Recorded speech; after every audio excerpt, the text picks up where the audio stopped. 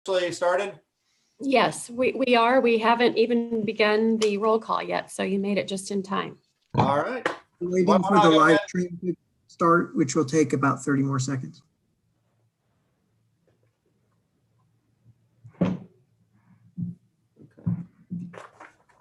While we're doing that, I have to step out briefly for a brief TV spot for seasonal affective disorder since our daylight savings is hitting. If we step out, we just kind of text, or you'll not see us in our little picture. Well, why don't you send me a quick message just so that I need to make sure that we have the quorum and stay at a quorum. I'll put it in the chat. Okay. So Jeff, be clear, we're against seasonal affective disorder, right? Yes, it's against, definitely against. Okay, I want to make sure you have my support. We're okay. We're all the team. Thank you, Steve, for that clarification. I'm just, try to be clear. Yeah. But this discussion, I don't think is germane to the agenda that we put out. So why don't we go ahead and get started? So let me take roll, and I'll start at the top. Dr. Goodman, I don't think he could be here today. And then Laura Williams, Dr. Williams. Here. Okay. Dr. Liberzon. Israel, I saw you. Here. Okay. Dr. Harper. Here. Dr. Wakefield. Here. Dr. Trevino. Here. Great. Dr. Thompson. Peter Thompson. Here. There you go. Okay. Dr. Sarah Martin. Here. Dr. Podolwitz. Podolwitz? No. Okay. Dr. Chesay. Here. Good. Dr. Nemiroff. Here. Good. Dr. Steve Strakowski. Here. Okay. Dr. Tan. Dr. Robert. Dr. Karen Wagner. Here. And Dr. Robert, were you here? Okay. Dr. Vo. Alex Vo. He's on vacation. Okay. Dr. Suarez. Jair Suarez. Jair. Okay. Dr. Newland. Here. Good. Dr. Plitzka. Here. Great. Dr. Blader. Here. Good. Dr. Escamilla. No. Dr. Suarez, I see you. You want to register? Yeah, just join. Okay. Good. Mr. Patriarca? Okay, no. Jeffrey Matthews? Here. Brittany Nichols? Here. Dr. Taminga? Here. Good. Dr. Ibrahim? I'm here. Good. Sonia Gaines? Yeah. Tanya? Okay. Mike Maples? Here. Stacy Silverman? Miss Wesley?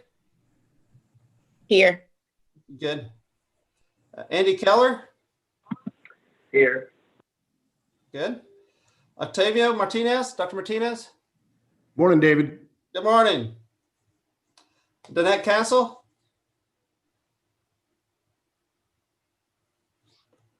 Okay, me. Dr. Borges?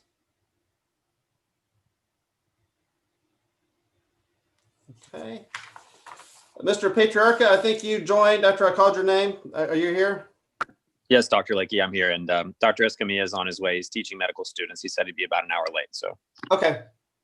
And anybody else that I didn't call your name? This is Melissa Peskin. I think Laura saw this is here as well. We were invited to attend today, Okay. the external evaluators. So we're here. Okay, good. All right, let me just make a quick count. 25. 25, so we have our quorum. So we are legit and we can go ahead and start our meeting. Again, welcome everyone. Thank you for being here. I know you're really busy. We will try to be efficient and go through the work of the consortium, but a lot of activity has taken place. We're getting ready for the next legislative session.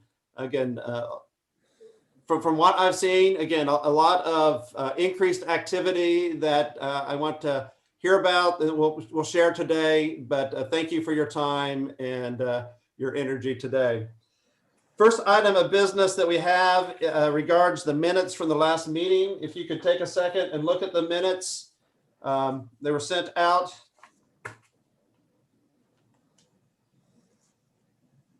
Move approval. I have a motion for approval. Second. A second from, so I have a motion by Dr. Wagner, a second by Dr. Ibrahim. Any further conversation? Hearing none, all in favor of approving the minutes as written, signify by saying aye. Aye. Aye. Opposed, nay. Any abstained? All right, we have unanimous approval of the minutes. Why don't we go ahead then and move forward to agenda item 3 to update the activities of the consortium. And we'll start off with the communications and marketing.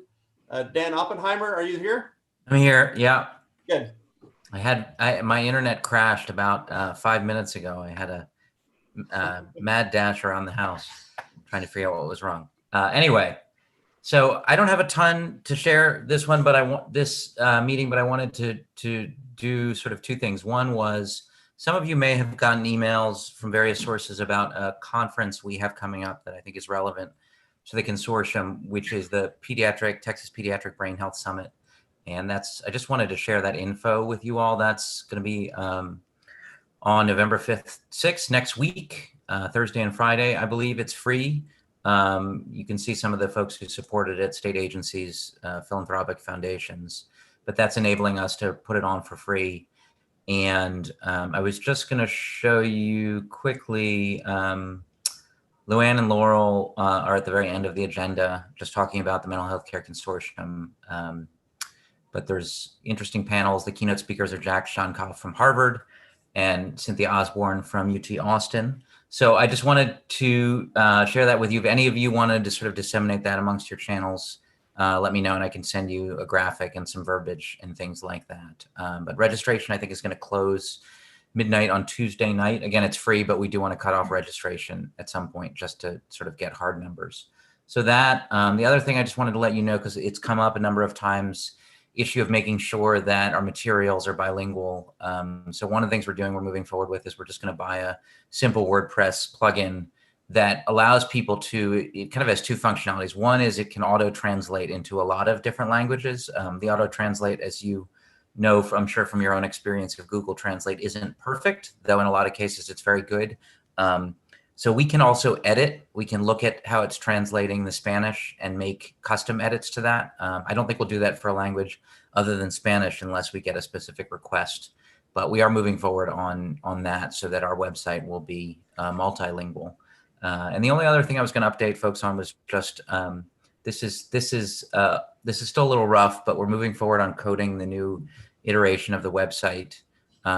So we'll loop you in as there's more to see or interact with, but that's moving forward. That probably that will be up and running kind of early next year, I think is the goal. So I think that's it, unless anybody, but happy to answer questions if anybody has them. Very good. Any questions for Daniel? The only one that I might have is, Daniel, by the end of this 2 years, we'll have everything set on the website.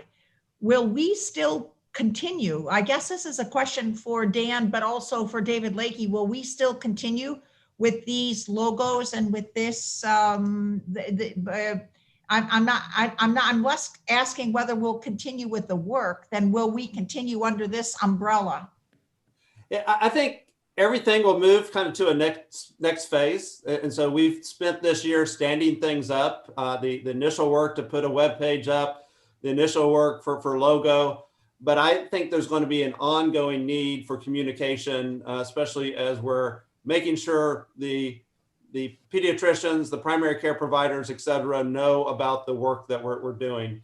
It's not self-promotion. It is letting our consumers and our clients know the work that we're doing and improving that communication. So I think there'll be an ongoing need for this type of work. Daniel, anything you want to say?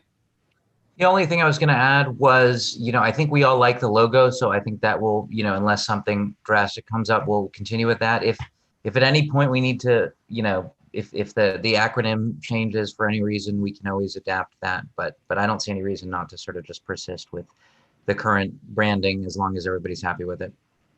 Thanks. Glad to hear. Yeah. Any other questions for Daniel? All right. Seeing none, why don't we move on to the next part of this part of the agenda, the program evaluation by the University of Texas, Austin. Molly Lopez. Yes, hi, thank you.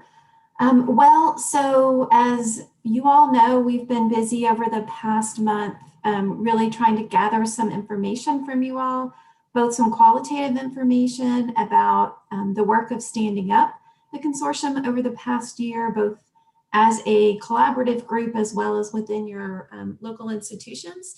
And so first, we want to really appreciate and thank you for the time that you've spent in talking with us about the lessons that you've learned, opportunities for growth, and some of the key accomplishments that have happened over the past year.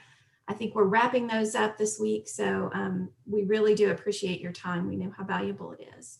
We're also gathering some of those initial data metrics. We know that this year it's been a little bit more challenging because you're providing data in a lot of different ways. So we really appreciate your willingness to kind of share your data again in a way that, we can work to make sure it's reliable across each of the HRIs. I think going forward, as we get, traits stood up and all of those other platforms in the works, it'll be less of a back and forth. So thank you for that. We've sent out a few reminders to HRIs that we're still waiting on data for, but we have most all of that.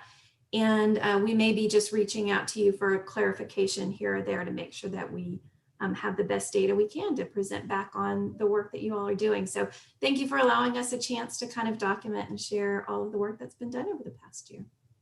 Very good. Any questions for Dr. Lopez? All right. Thank you very much. Why don't we now, Nagla, I'm going to bring you into the conversation. From the beginning, we said, when we put the report to the LBB, we said that there was an internal evaluation and an external evaluation. The internal evaluation is more of our team with ongoing conversations and where we can be very transparent with the information and getting back and forth. But we also thought it'd be very important to have, again, being transparent, having an external evaluator that's at arm's length to say whether we really are doing what we said we were going to do and be an independent voice to the legislature and others, and to give us feedback on what we need to be doing and changing. And so we have progress related to that external evaluator. And Nagla, why don't you update the consortium? Sure. So we've gone through the whole process, and I'm happy to say the contract actually was fully executed today. So the awardee of this contract is the University of Texas Health Science Center, Houston School of Public Health. And today with us are Dr. Melissa Peskin and Dr. Lara Savas, who are the two PIs on the project. I'll let them introduce themselves and talk about also their partners. Dr. Peskin? Sure. So thank you so much. And we're so excited to be here with you all today and to work with you on this really important and exciting work. So I'm Melissa Peskin, and I'm an associate professor at the School of Public Health, UT Health, School of Public Health in Houston. And I've done a lot of work in program evaluation related to violence prevention, sexual health, some mental health. And so just really looking forward to working with you all on this project. And Laura, I'll let you introduce yourself as well. Sure, thanks. I'm Laura Savas, and I'm also an associate professor at UT Health School of Public Health in Houston. And like Melissa, I'm an evaluator, a behavioral epidemiologist. We both teach and lead program evaluation at the School of Public Health. And a lot of my evaluation work has been in large community-based and clinic-based cancer screening projects, HPV vaccination, and including in large pediatric clinic networks. I'm very excited. We're also collaborating with two professors at the Baker Institute at Rice who have extensive mental health program, intervention program, clinical practice expertise, as well as a health economist at our school, Dr. Larson, who's a member of our team and contract with some great community workers who have extensive work in quality and qualitative analysis, as do we, but we're really excited about the team. So thank you so much for the opportunity. Very good. Anything, Nagla, you want to say kind of related to their role and how this will be rolling out? So yes, so now that the contract is executed, we're going to be starting with conversations about next steps. I think that part of the scope of work is to outreach to our different institutions and start kind of framing how some of the interviews and some of the information that will be gathered will be done. And so you'll probably be hearing from Dr. Savas and Dr. Peskin or their colleagues sometime soon. We'll also be coordinating some of the data pulls and data that's already collected by our internal evaluation team with Dr. Lopez, and a lot of the information that's coming through COSH as well. So there'll be a lot of interactions going on, hopefully beginning of what is November is coming up, beginning of November as information is getting gathered and planned out. Yeah. Hey, David, Nagla, question. Yes. Is the expectation that we're going to be able to have this information as part of the final report to the LBB? And so November, December, wrapping up the interviews and the written report? Nagla, you want to? Yes. The timeline's a little bit longer, but you want to talk through that, Nagla? Right. So the timeline, unfortunately, we're starting out a little bit later than we would have liked to. So the way we've laid out kind of the deliverables and the report is that a final report, just a draft of a final report would be coming in at the end of the year of FY 2021. And then having that report be kind of assure that we incorporate any edits and just finalize it in time for our submission to the legislature. And so, Danielle, there's going to, it'll be multiple deliverables over this year with some analysis now, but continued deliverables. And I think, Nagla, that the last deliverable is in August. Is that right? The last main contractual deliverable is in August, but we will have the report updated by the time the legislative report is needed. And there'll be, as with the internal evaluation, we'll ask for Dr. Peskin and Dr. Savas to come to our monthly meetings in order to provide some updates.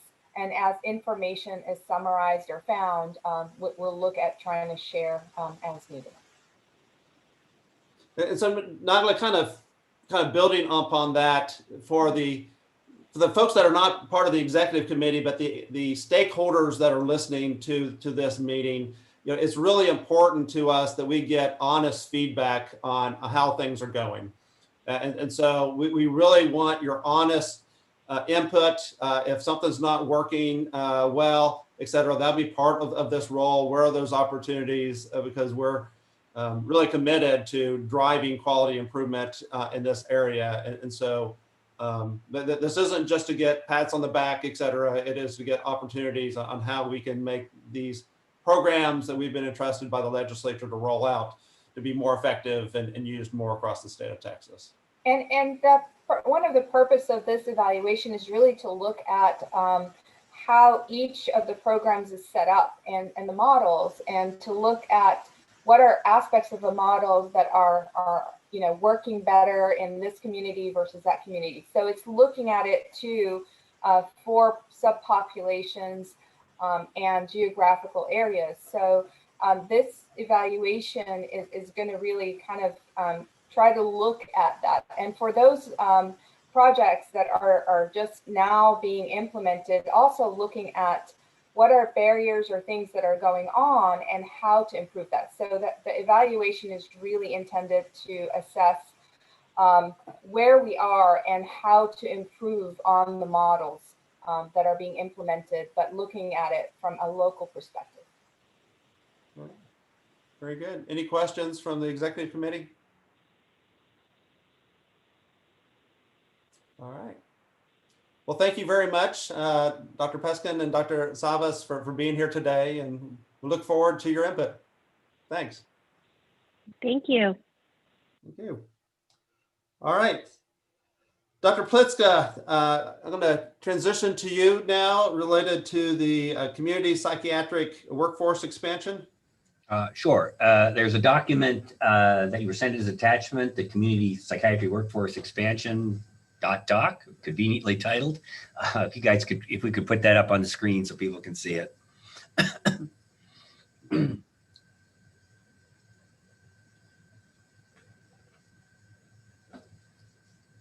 So as they're working to do that, you want to, we need to have it up before we start, or there you go. But no, now it's up. Okay. So my overall update will be very brief.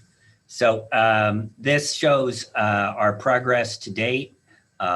We have any number of programs that are enrolling patients, and given I think most people started enrollment, somewhere July, right when we were in the second wave of COVID. So I think these numbers are quite respectable across the various sites. We've got a number of programs that are in process. I don't know if anyone wants to speak to any particular barriers they're running into getting their program started. I've not been made aware of any. Certainly you can contact me if there's an issue. But from all I've heard is that this is largely a matter of A, contracting, B, hiring the individuals who will be staffing it. Beyond just the numbers, the outstanding issues that we're still working on is HHSC, I believe, is just about done formalizing the process by which the data regarding this type of data, number of new patients and number of established visits, will be extracted centrally. All of this here was people obtained by talking to their local LMHA, and the local agencies were very helpful in doing that. So hopefully by the time we meet next, that part will be completed. We voted last month that for the outcome data metric, we were going to utilize the trait system to do that. And I know we'll be talking about traits role in tchat. They'll get that rolled out. And then I think at that point, we can then move on to what trait will do for CPWE. I think we anticipate a simpler process in that we'll have a limited number of simple outcome measures that families and clinicians will fill out in much the same process that we're anticipating for tchat. That is, the parent and child will be enrolled. They'll receive an email which allows them to log on and fill out the particular instrument. And that really is my report at this point. I don't know if any of the other HRIs have specific questions or comments or issues that they want to bring up. Any questions for Dr. Plitzka? I guess the one thing I'd say, Steve, we we used this chart in a recent interim report that we put in for the House Public Health. And I was very impressed by how many individuals you have already started seeing. Indeed. Understanding that many of these programs are just being rolled out, and that there's a couple things that need to take place before they are rolled out. But the numbers to me look pretty impressive related to the number of people that are being served. I guess the other part of that question is the educational experience. Any feedback from the residents on their educational experience and how they feel about working and for UTRGV doing this by telemedicine? Anecdotally, the only complaint our residents have had has been the EMR in the LMHAs. And I think there's a general rule, they tend to be kind of more first generation. They're not like Epic, which a lot of people are used to in the main med school area. But our people have had no concerns about the clinical environment itself and the supervision. And I don't know if anyone else wants to comment on how their residents have reacted. Our residents, this is Karen Wagner, our residents are really enjoying the experience. They think that the educational quality is excellent. That's good feedback. Anybody else? I can say that our attendings at, sorry, this is Liz Newland at UT Health Houston. I can say that our residents and our fellows are really enjoying the experience both at Harris Center and at Texana Center. And they're definitely noticing a difference just in terms of the location, the physical location, and populations are different.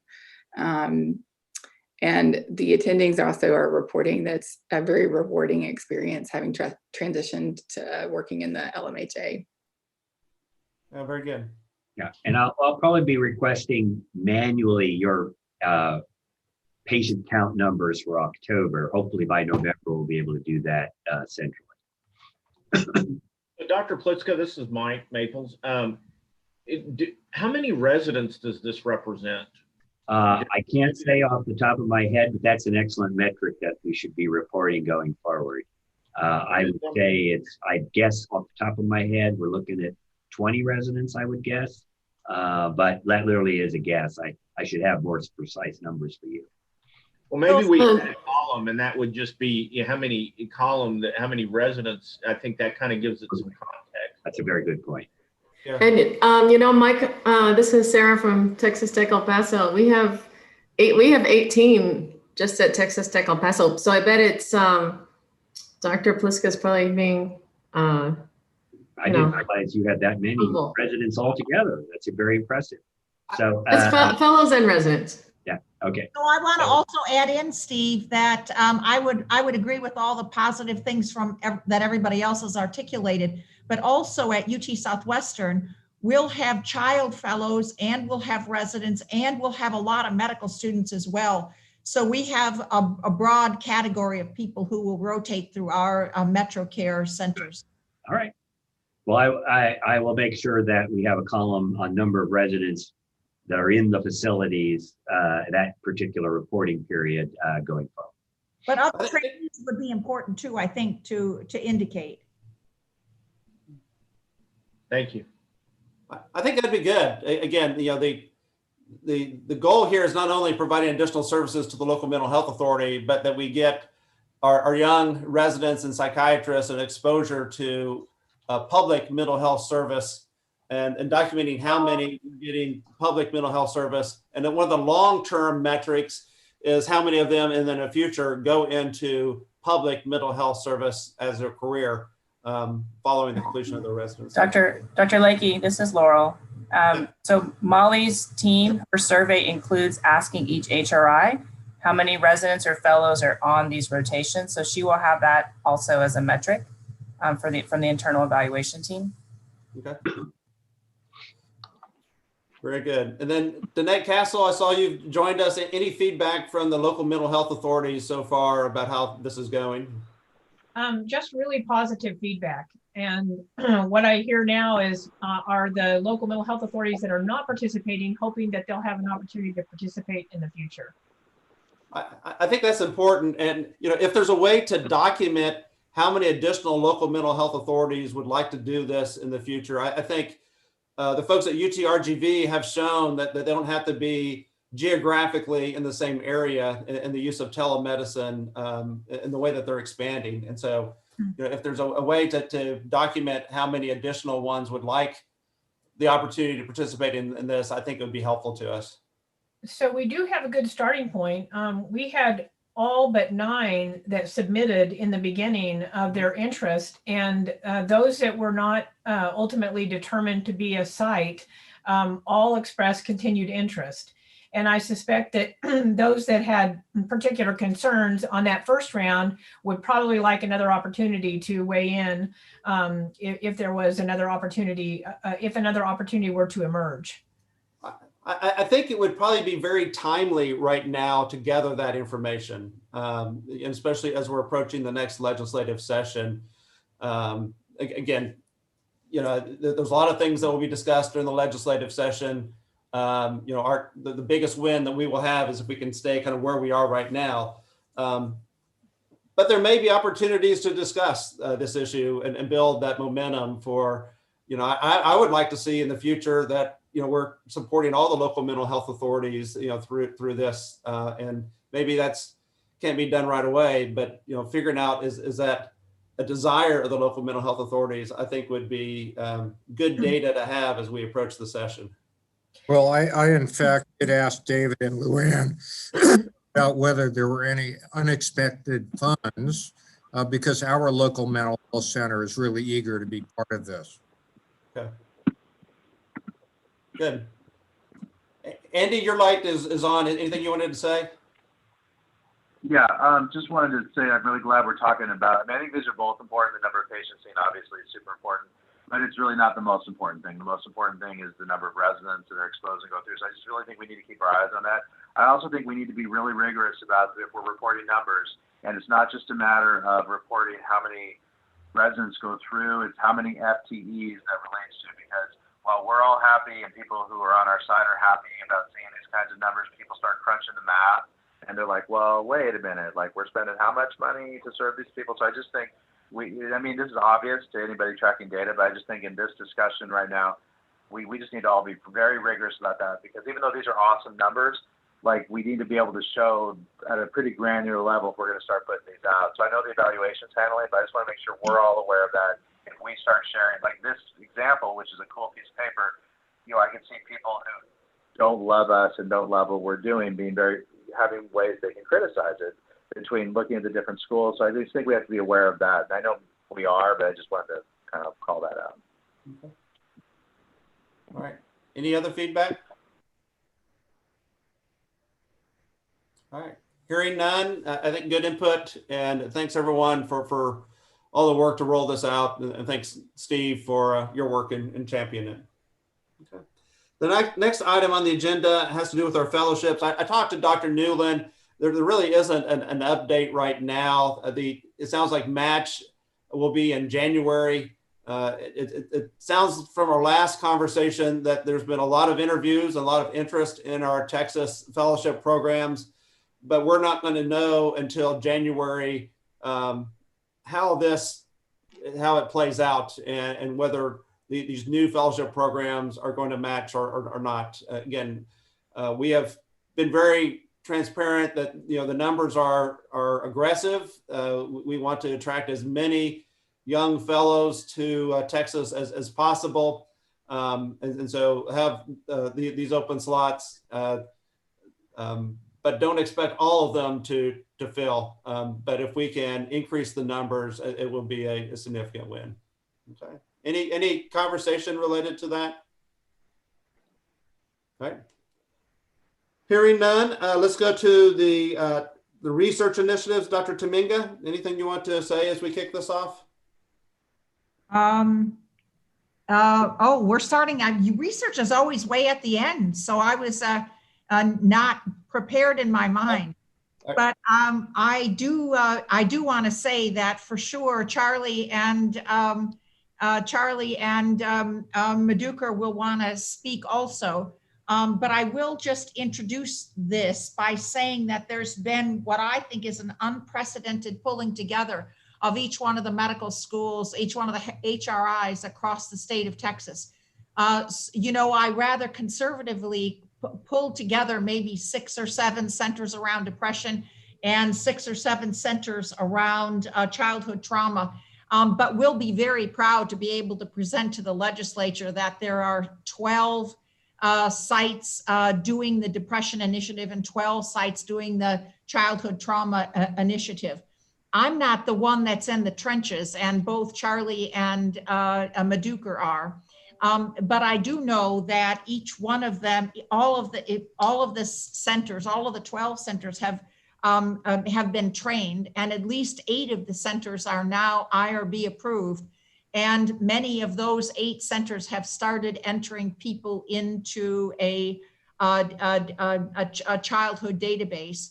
And I think that this suggests that we'll have no trouble having data, some data, not, I mean, it's not Nobel Prize winning data, but we'll have some data from all around the state of Texas to present to legislators. And I just think this is, I just want to make sure that everybody knows how proud I am about this. And I don't think that other state, because Texas really is a unique, let's all sit around the table and work together, which you can tell by this group here. And, you know, in Massachusetts, in New York, and all these other places that are way ahead of Texas in many ways, do not have a resource like this. And I think we really need to brag about that to the legislators. And it's really to their ability to be foresighted. So I'll turn this over now for the specifics, David, if you don't mind. Yeah, that'd be great. To Charlie and to Maduker. Thank you, Carol. Well, I couldn't agree with Carol more. The Childhood Trauma Network is just done a phenomenal job. In a minute, I'm going to ask Luann to put up the dashboard just to give you a glimpse of what we've done. But just to let you know, UT Austin has recruited 16 subjects, UTMB in Galveston, 6 subjects, and UT Houston, San Antonio, and Southwestern are all activated and ready to go. Baylor and Texas Tech El Paso will be activated shortly. Both are waiting for some local approvals. All the nodes are pretty much ready, with the exception of Rio Grande Valley and Tyler, and we're hoping they will be activated before Thanksgiving. So we couldn't be more excited about this. And Luann, if you could just show the dashboard, just so everybody could see the hard work. So if you could scroll down for me, I just want you to get a feeling for what this is like. So we have the map there, as you could see, with all of our sites. And then if you scroll down, we have the leadership, and then you can see we have a certain number of committees: the protocol committee, the pilot projects and extramural grants committee, the acculturations committee. With Michael Escamilla's help, we've gotten, and others on that committee, we have all of our materials translated into Spanish. And then if you keep going, you could see where we have all the network meetings and slides and notes there for all of the sites to see. You can see the assessments that we're doing. And if you go down a little further, you can see sort of some of the players that are involved at each of the sites. And then further down is the Learning Center. If you could just scroll down a little further, where you could see we have all of our IRB, protocol training, and assessments, et cetera. I can't tell you how much work has gone into this and how proud I am of the team. The interface with REDCap has been a challenge, but we've been able to get it done.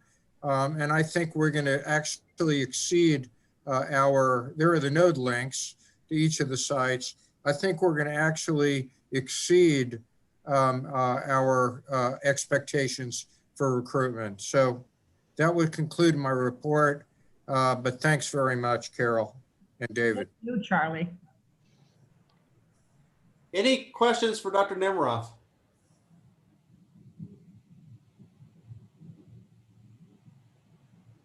very good. Thanks, Charlie. Thanks for all the progress and the work and getting that moving forward. And so a lot of progress with David, we can still hear from Maduka Trivedi about the Depression Network. Yeah.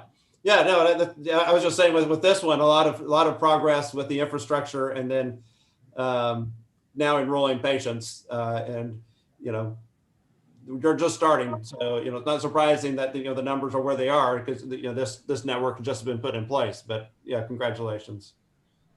And then Dr. Trivedi, Madhukar.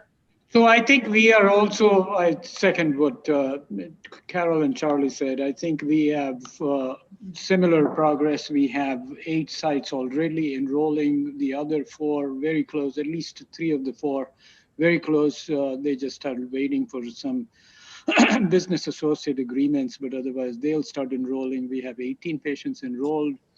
UT Southwestern has 13. And a shout out to Dr. Chassé and Dr. Cindy Clausen for the fastest time between agreeing to do this and started enrollment. They have 2 patients already enrolled. We have over 200 people trained and certified in various assessments that Charlie showed, very overlapping assessments. I don't want to bore you with the same assessment metrics. And we have constantly be in touch with all the sites. I can't thank our team enough to really, our data center is already functioning. Our data capture system is now flawlessly working. Obviously, we're improving and adding stuff to it, but that's going to be ongoing. I think that Charlie is absolutely right. We are going to get our patient numbers very easily. I think that the startup is always the place where people have a little time taking to start working on the workflow. But like with UT Southwestern now, we have the workflows all organized. So therefore their recruitment rate is going very fast.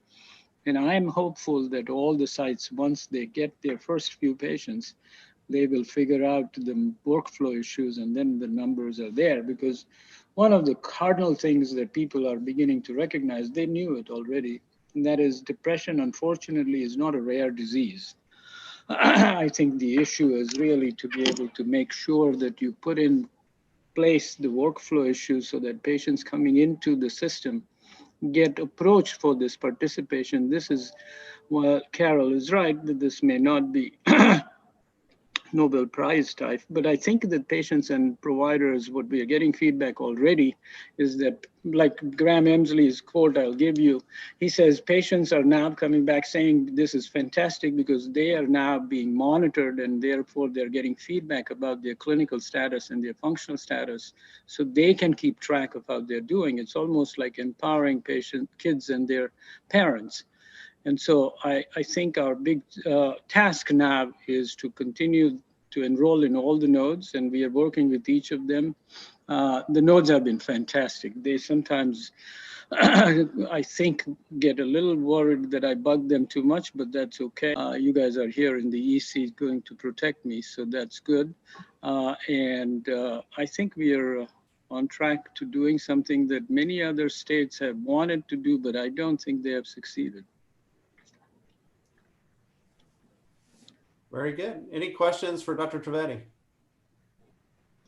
Maybe Sarah wants to add anything. I would just say that it's been really, really exciting to work on the measurement-based care protocols, and that I think that will move the practice of medicine regarding depression and suicide for children and for trauma forward in ways that we haven't seen before. So I'm really excited that we're taking a look at that.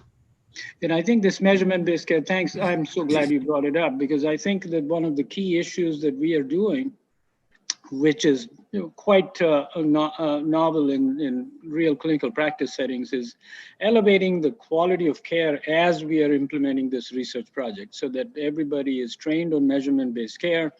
They're aware of the metrics needed.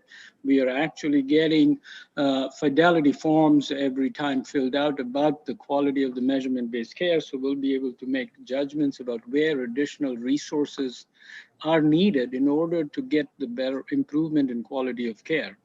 Just a reminder to everyone, in general, the remission rates for kids with depression in the United States for any population, including the best of health systems in the country, are in the range of 5 to 6%.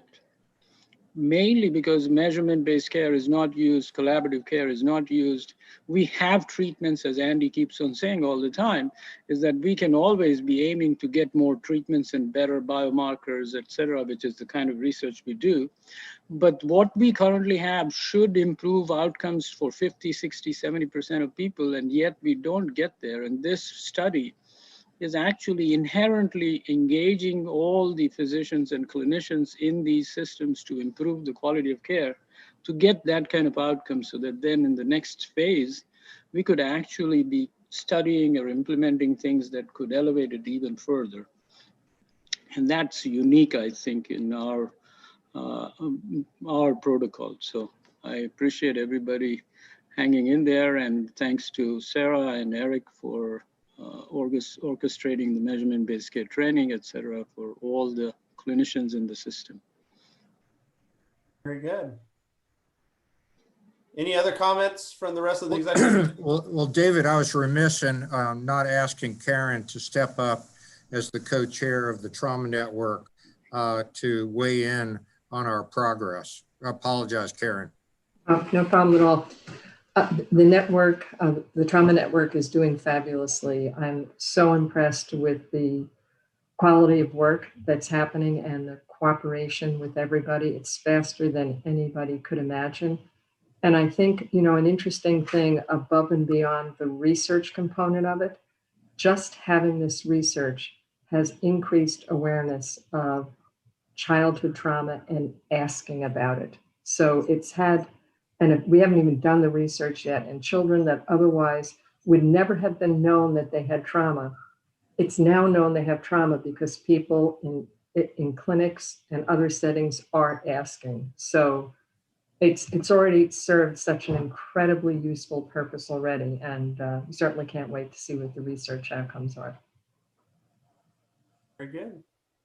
Carol, anything else that you want to I'd say? like to add one more thing that sort of overlaps between what Carol started and what Karen ended with. And I think that is the other part that we should be very excited about and proud of. And that is what is happening as a result is we are creating a team across 12 medical schools that is working on this in this unidirectional way that doesn't happen anyplace else. I think that is key, because you can see that you can potentially improve outcomes in one or the other local area, but if it can happen across the state, I think it really is something that the legislature would be interested in hearing about. And it again circles back to what Andy was saying, is that we really need to be impacting real outcomes for real people in Texas. So if I could just say one final thing. Oh, I'm sorry, Andy, go ahead. Well, since I got quoted a couple times, I thought I would jump in and actually speak, which I appreciate, Victor. But I will tell you that, you know, I'm part of a couple of work groups nationally that have been looking for systems that have implemented measurement-based care broadly. Not hear me? Yeah, now it's okay.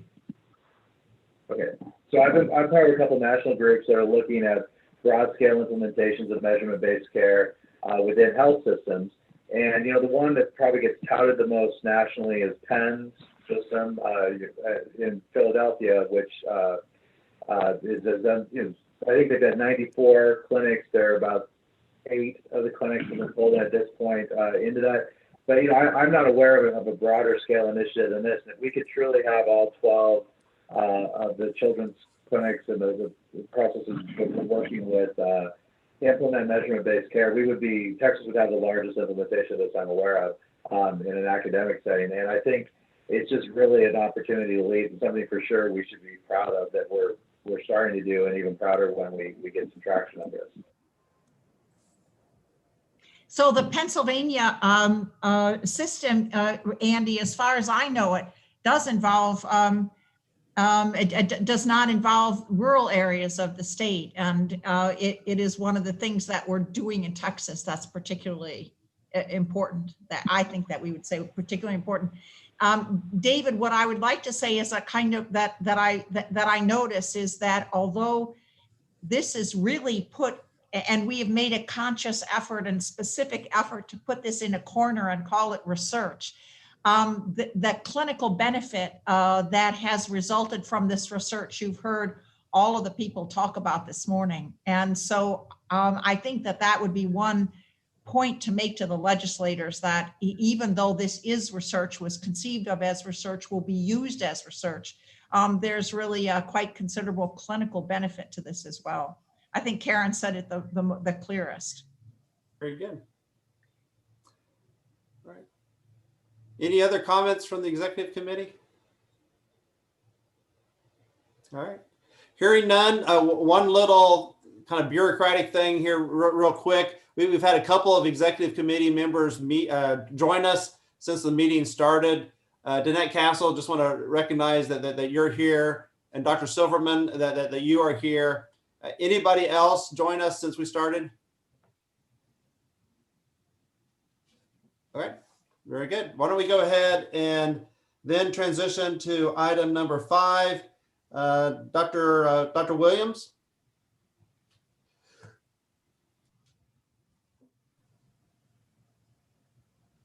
I was trying to find my mute button. Sorry. Hello, everybody. So this is the update for COSH. And so we'll just talk about CPAN, tchat, and CPWO. So let me share my slides.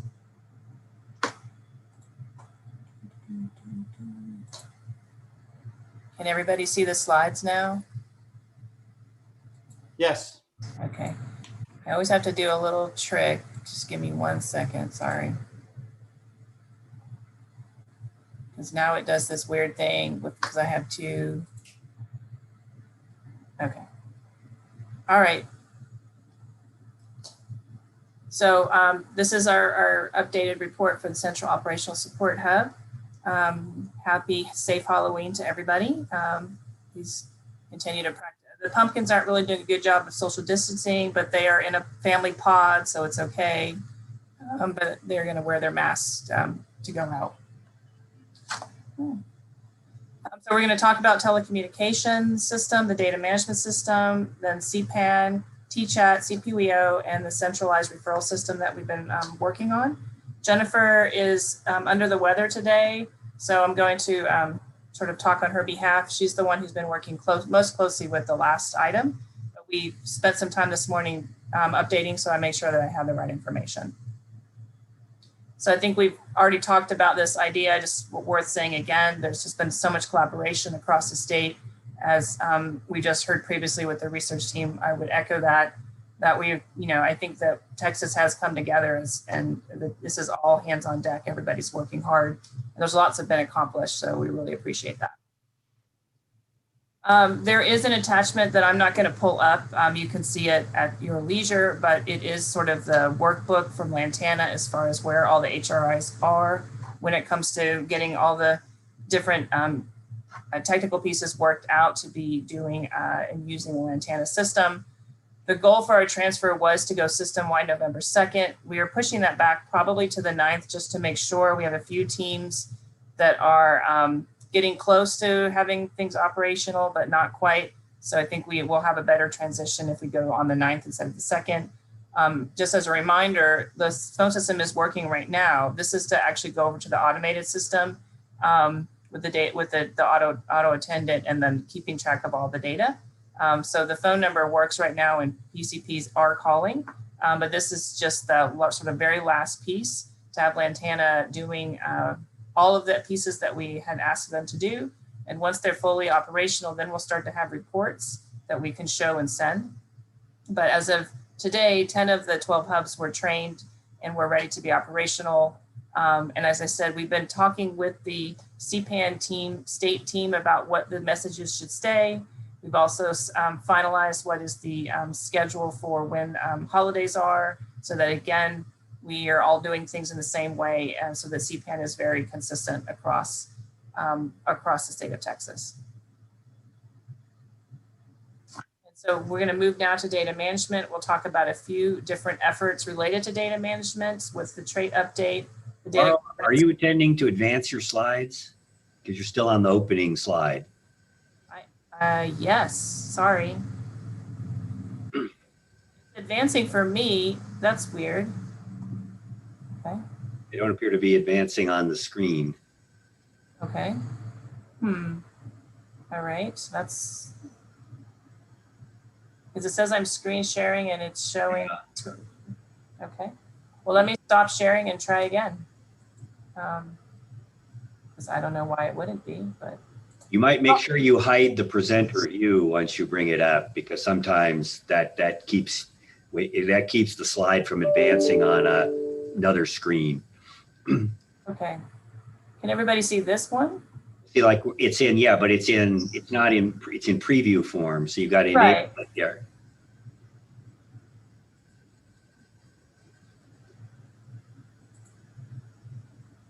Yeah. I think you have to share your whole screen, because in this way your slideshow is opening in a different screen and you're sharing the preview. Exactly.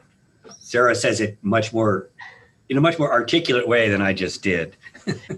But while you're doing that, Laurel, I want to make a comment regarding the Lantana phone system, that it is working the way we wanted it to. We went live. I think we were the first site after the cost to go live. And this past week, if you didn't know, Lubbock had one of the worst ice storms that we've had in like 20 years. And so power was out and things were shut down for 2 days. And we were able to, our phone lines were able to roll over. So it worked beautifully and we didn't expect that to happen. And so I really appreciate that and just wanted to share that experience with everyone. Okay. I am not figuring out what I'm doing different, because I normally just do the same thing and it works. Why don't you just go to the next slide? I see your mouse moving back and forth, so it looks like we're seeing your slide live. So try to go to the next slide. Yeah, don't do a slide. Yeah, there you go. Yeah, it's working now. All right. Okay. Okay, because it usually works, and so that's why I was surprised. But thank you for pointing out. So I was actually on this slide when you made me help me see that there was a problem. So as Sarah suggested, we're going to have standard message that all PCPs will hear when they call. If they need to leave a message, we're having a standardized holiday schedule for those teams that maybe have additional times where their teams are not operational, as Sarah just suggested. If there's an ice storm, then the goal is to be able to cover for teams and make sure that we stay open when we say we're open across the state, and that's what Lantana will do. Once we're able to completely use the auto attendance system, then we will start having statewide reports around the data, so we can share metrics, particularly around the metric of the callback within 5 minutes, which is built into our sort of process for Lantana. The trait, so data management, I'll talk about the trait update as well as then the data governance council update, and then the collaborative efforts that we are doing with the internal review team related specifically to feedback on CPAN, tchat, and CPWEO.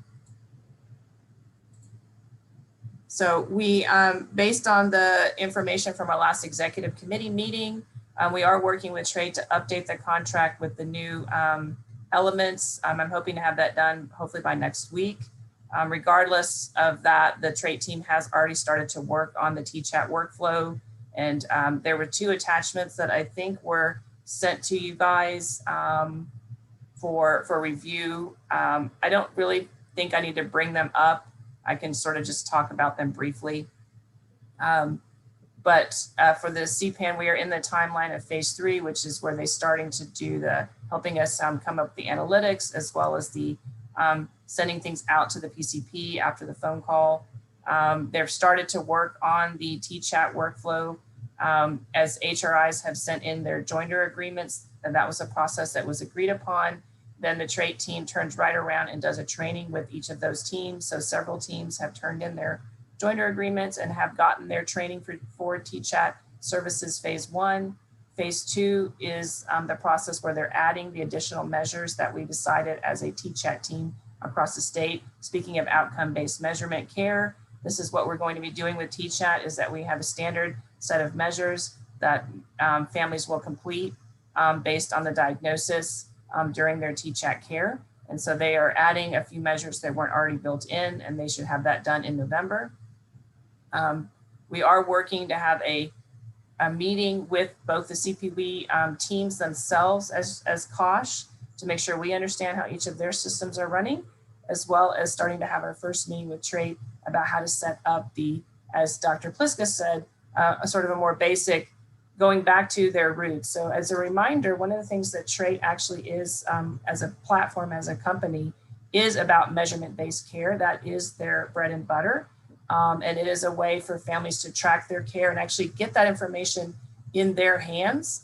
So again, it's not sitting in an EMR, it's sitting in the family's hands so they can see how their child is doing and where things are going with symptoms and problems, and be really a partner with the team that's helping them. We will make a timeline for the federal authentication system once that new contract is completed. So that's a to be determined date. And then also moving forward the tchat screening process.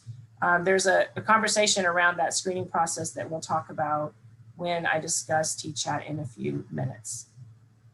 Just Laurel, quick on the CPE setup. Should I be the contact for initiate with you to kind of manage that process? I've actually had, so the list that you sent us, I've actually had our assistant Lynn, who's now working to set up a meeting. Okay. So, all right. Okay. We just needed the list from you, and now we're set. We're off to the races, getting all the right people into a meeting. Okay. Good question.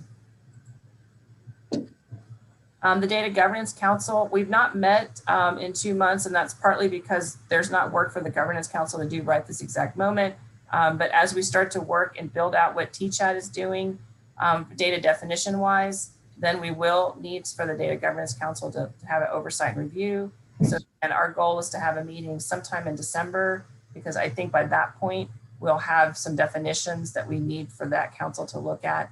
And then I think from what Alex and Dr. Pliska, I still can't say your first name.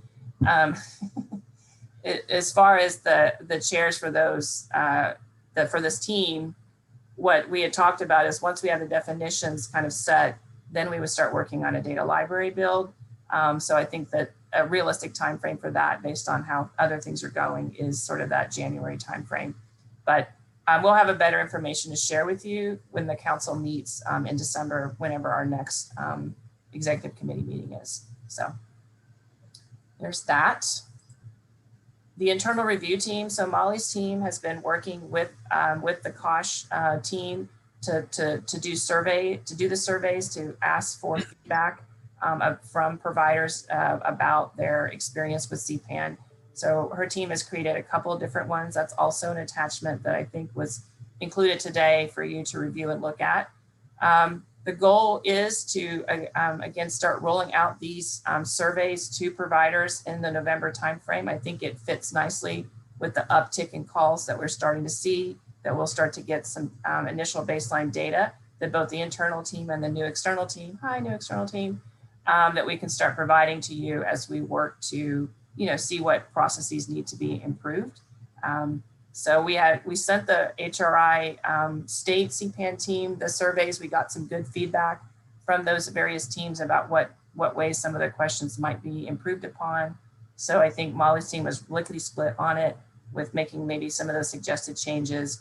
And so Jennifer and I will be talking with each of the CPAN teams in the next week about the process for sending out those surveys to get that information back to both us, the teams themselves, as well as the internal team, and eventually the external evaluation team as well. Once we have that settled, then we will work to move on what is the tchat survey process that we would like to embark upon.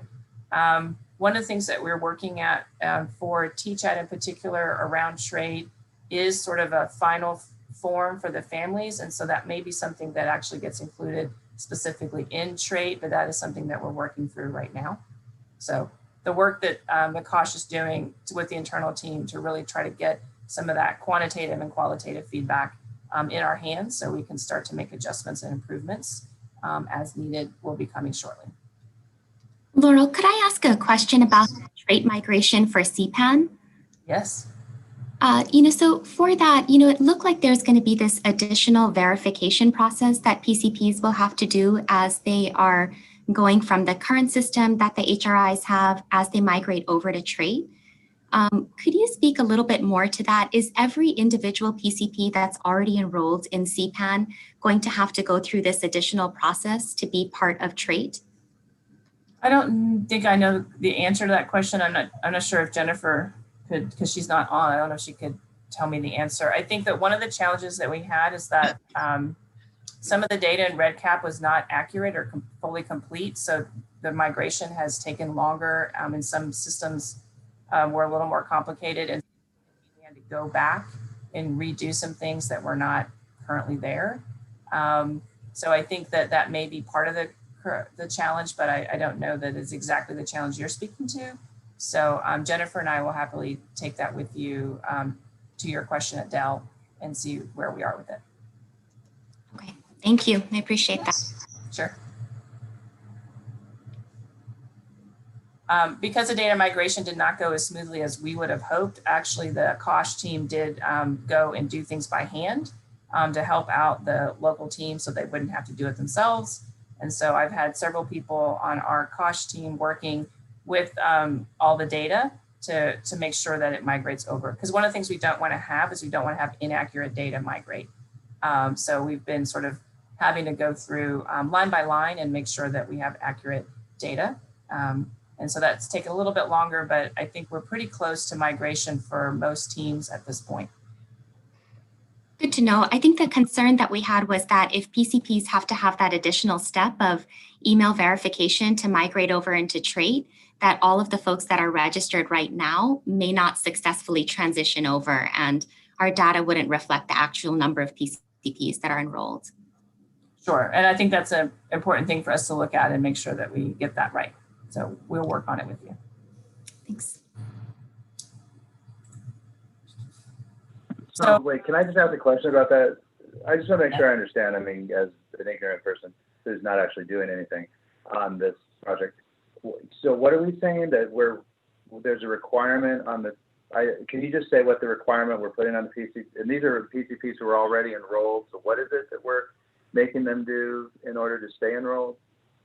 We're not making them do anything. It's the provider agreement that we do, that the executive committee did agree to, that providers would sign. So one of the things we're trying to make sure is we want to have them make it, sign it again.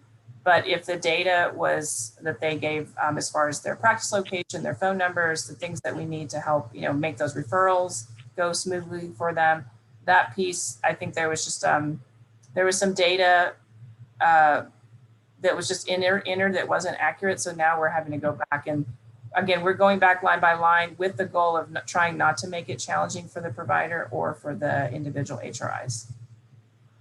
So you're saying we're not, the providers who had agreements in place, there may be some data things that are getting fixed, but their agreements are still in place. It's not disrupting our interaction with those practices. Yes, that's what Roshi's asking, and that's what we want to do, is not disrupt it and make it hard for them.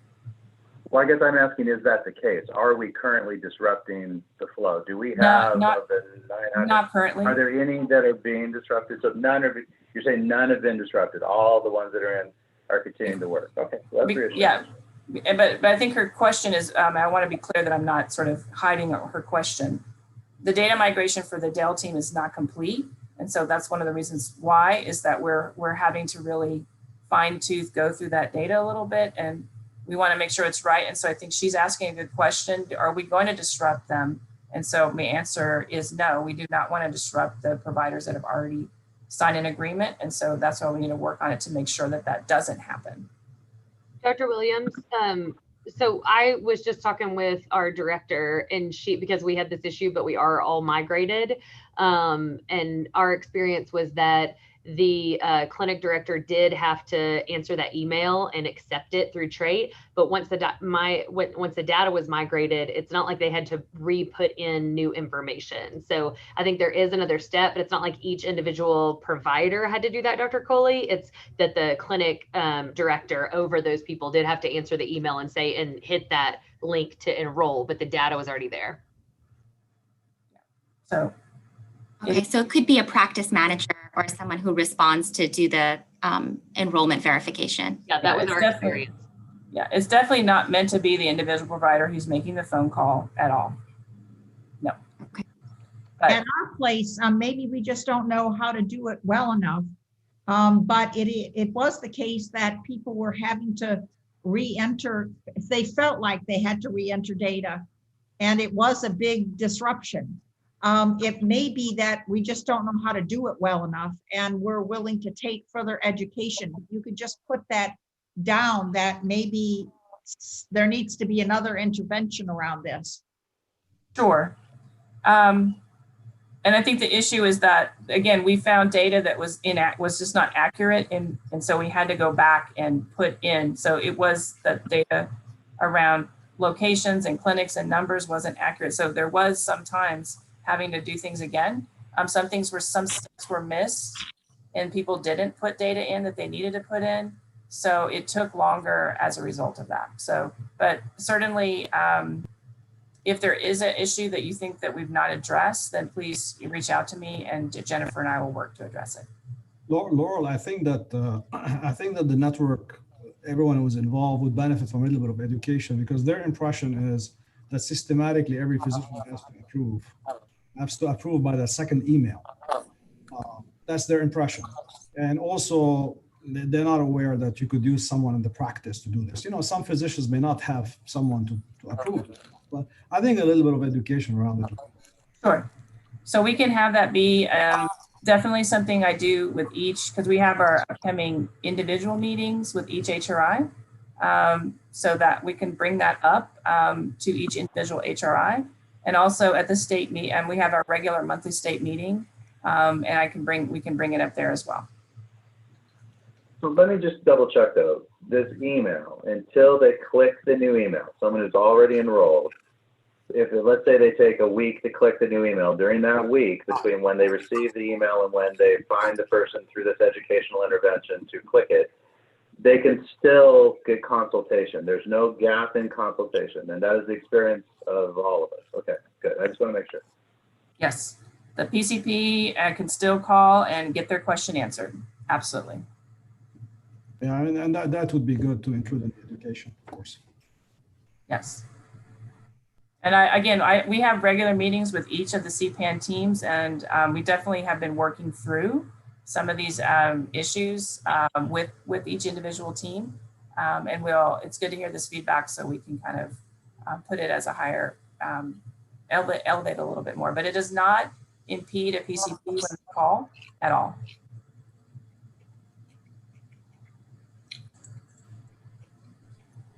So for the materials that we wanted to use for education and outreach, we have 2 of the 3 items in. We're still, weirdly enough, waiting the notepads, which I thought would be the thing that would be the quickest to be sent. But I do hope that they're coming in the next few days. And as that happens, we will ship out each HRI's packet of materials that have the phone number and our name, so that providers will hopefully be able to remember that 188-901 CPAN number. Teams are seeing a steady increase in activity. As I said, we are working on that standardization of the workflows when hubs are offline or partial, whether it's partially offline or fully offline. I don't think the attachment got included this time. We decided this attachment, SSC attachment, is not available, but we did send to Luann because she had needed it a few weeks ago, related to the educational and outreach efforts that each of the HRIs have been doing, both for CPAN and tchat. And I'm pleased to say that there has been a number of talks, presentations that every team has been doing as it relates to CPAN. So I do think that they are each working hard to get the providers in their region to be knowledgeable about CPAN and hopefully to get them to start enrolling. there was guidance that went out to each of the HRIs related to additional funding allocations. I think that hopefully that was clear to every one of the chairs. If not, I'll pause in a second and I'll let Dr. Lakey kind of comment if there's any additional questions around that. The Texas Tech, I missed Texas in that tech one. The El Paso Sarah Martin's Grand Rounds series is going well. I highly encourage each of the HRIs to participate. Baylor has gone and done their first presentation for the Grand Rounds series, and from what I heard, it went well, and we're excited to do it again. And we also wanted to say that we did a Grand Rounds presentation in the Baylor community. It was also very well received. We got permission from the Baylor pediatrics team to allow it to be shared. So Dan Oppenheimer made it a YouTube link. So it's a 45-minute presentation on the CPAN, its background and purpose. And we actually do a live demonstration where we call the line and show the providers how easy it is to Andy's point, how easy it is to talk to somebody and get help that you need. We did make sure that the provider did not share their personal information nor an actual real patient's information, because we knew this was being recorded. So if you wanted to see this, Dan has it in this YouTube.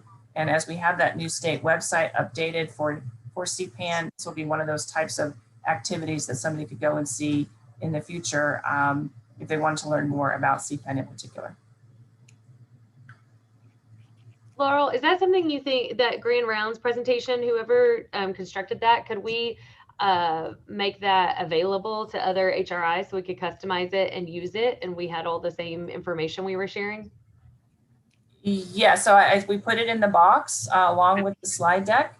And I think the presentation itself, you know, again, it's now on this on YouTube, so you could see, because again, the slides that doesn't have my notes, so you don't see the notes section, but you can hear. Well, I was just thinking like on the McPap website where they have those, like, here's a Grand Rounds that you could give to pediatrics. Here's a Grand Rounds to give to family medicine physicians. Here's a Grand Rounds to give to psychiatrists. I mean, that would, thank you for compiling that. And those are awesome things we could add to the website as well. Yeah. So that was sort of the goal. Was I was hopeful that that it would go relatively well, and it seemed to go well. And I think it was a nice, again, it was called a call to action. And so Dr. Tran, our PCP, a pediatric consultant for CPAN, definitely helped me create this presentation. We did another presentation for TPS that this was sort of an offshoot for. So yes, I do want to have over time on the website those types of activities, webinars where people could just go and watch. They don't want to wait for a presentation that's happening, but also, like you said, have some standardization for presentations.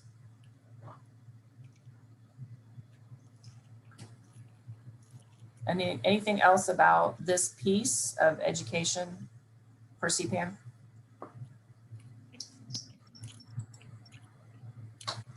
So as of today, we have 2,500 providers registered in CPAN. That's a 31% increase since last month. We do have, so I did get a number, I know it says an asterisk right now, or a pound sign. We did check and it's 299. So there's also been an increase in the number of registered clinics. And there's been an increase of calls by 62% since the last month. So we are starting to see steady increase in the traffic for calls to CPAN.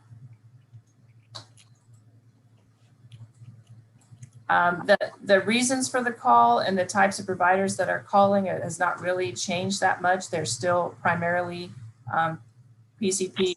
There is a smaller number of nurse practitioners or physician assistants who are calling.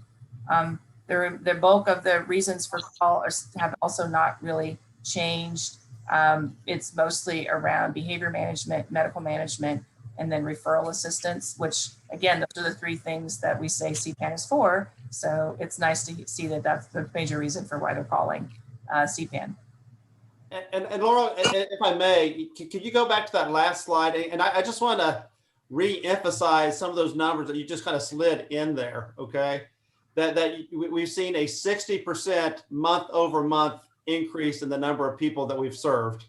that you saw a 30% increase in the number of providers that have been registered month over month, and a 10% increase in the number of clinics. I just want to make sure I heard that right, and to congratulate the folks that have been doing that work. You know, a 60% month over month growth on people we serve is good. It is really good, and obviously still a lot of room to grow, but that's the kind of growth we need to fulfill the mandate we've received. And so, 200 some people served this last month.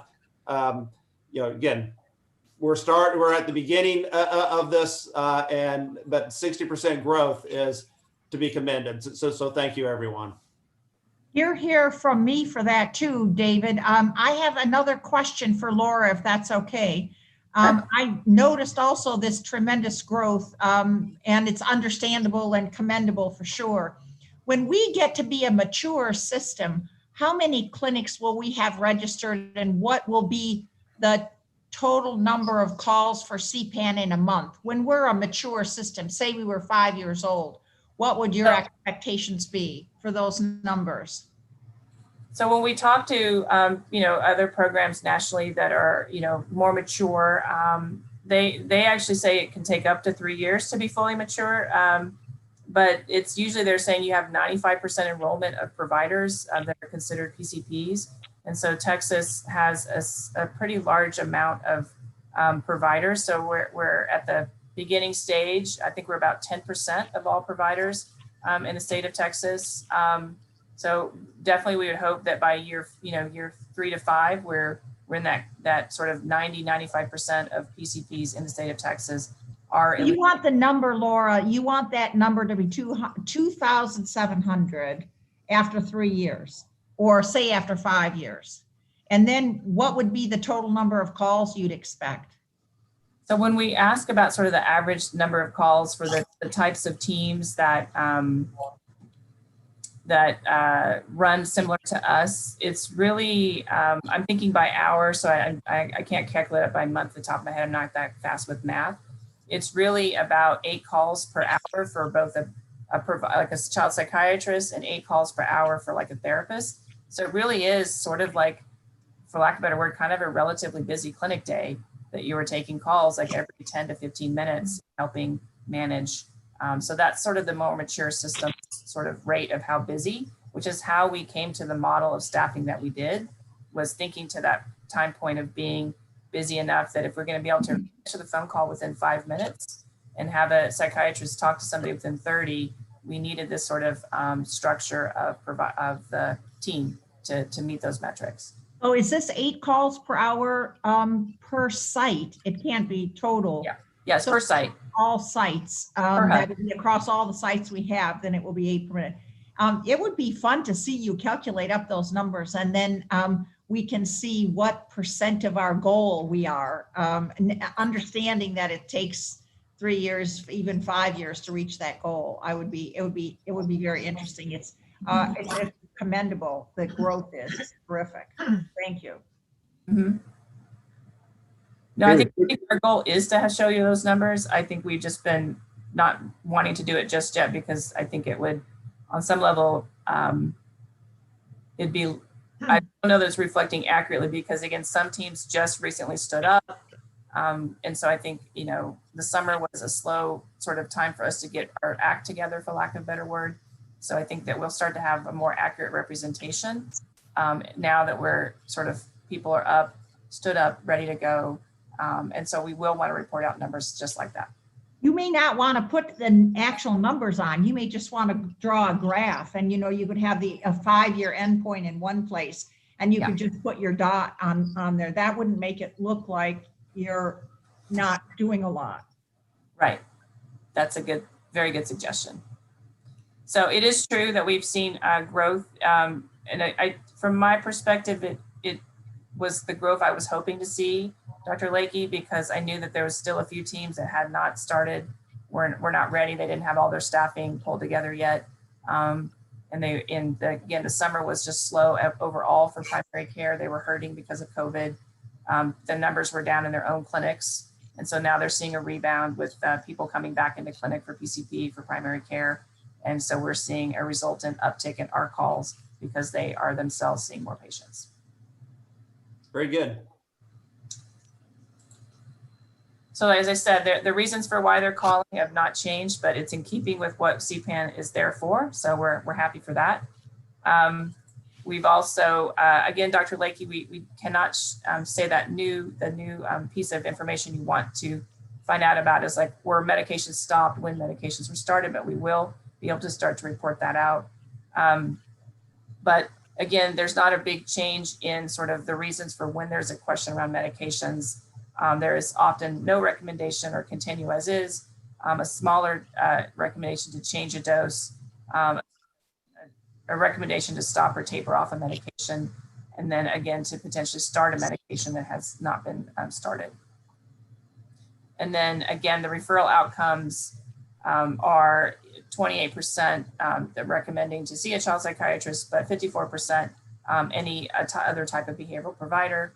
As trait itself becomes mature, we're going to have a much more granular level of detail around all these metrics.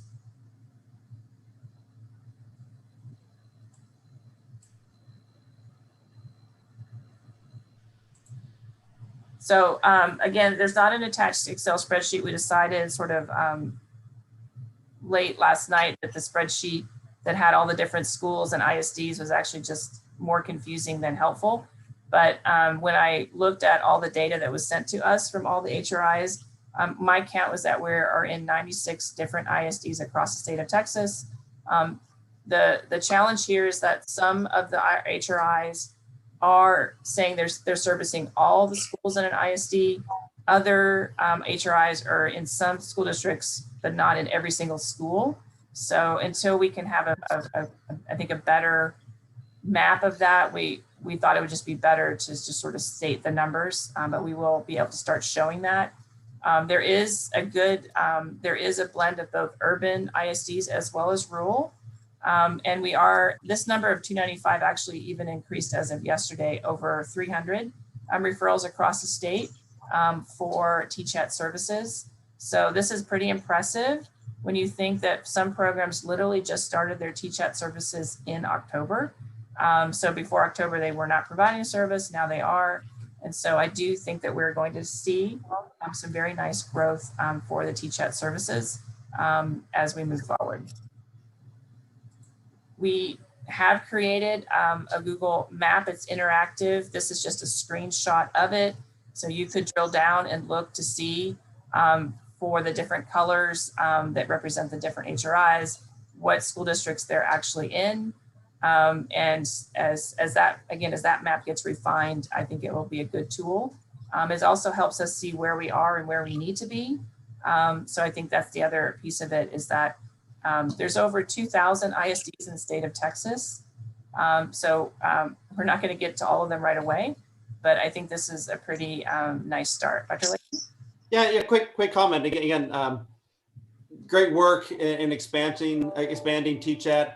You know, the 96 or so ISDs, it might be interesting to calculate what percentage of the student population that represents, because we do have 1,500 ISDs, but a lot of those are rural and very small. And I think you're in the very large ones right now, in addition to some medium-sized ones. And so it'd be interesting to see what percentage of the student population that actually represents. Thanks.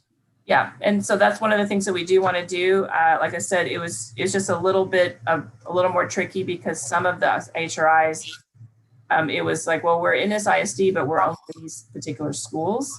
So when you look at overall numbers, so that's one thing that we will work to do is have that sort of students who could get the service will be a metric that we'll show moving forward. Hey, Laurel. So Yes. what you're showing right now on screen is a representation of districts or schools in terms of the map? Districts, and that's Thank you. It's not completely accurate, because sometimes some people are not in every school in a district. And I will just add that I think we're getting close to having at least, up to date at the school level. So I think we will have that data soon, and appreciate everybody contributing their data to that. And some of it was they have some schools that they definitely have contracts in, they're starting services, others where they're in the process of getting that going. So as I said, the data is just not fully mature. Molly's team has been helping us with that piece of it as well. No, I think that'll be very helpful, and especially as we're putting together our report for the legislature, and as we approach the legislative session, to be able to tell them the number of schools and how that represents the number of students will be helpful, a helpful piece of data. So thanks for the great work. Yes, and so again, as we talked about before with tchat, we are doing measurement-based care. That has been the charge that we've all agreed to. We've all agreed on the set of measures that we're going to use when a young person comes in for our services, and we will be tracking those with the trade application. So we'll be able to say, again, we all know that the limited number of sessions does mean potentially that the story will be in progress, but particularly for those young people that either go to LMHA or are transitioned to ongoing care with their PCP. That's part of the strategy with TRAIT, is that family would continue to track their symptoms, but now the PCP and the family are tracking the symptoms together. And if they were to call CPAN, then CPAN could help, and by being able to also see and assist that PCP. So we hope to have a really nice system where we are doing outcome-based measurement care that is helpful to families and helpful to the providers that are doing the care.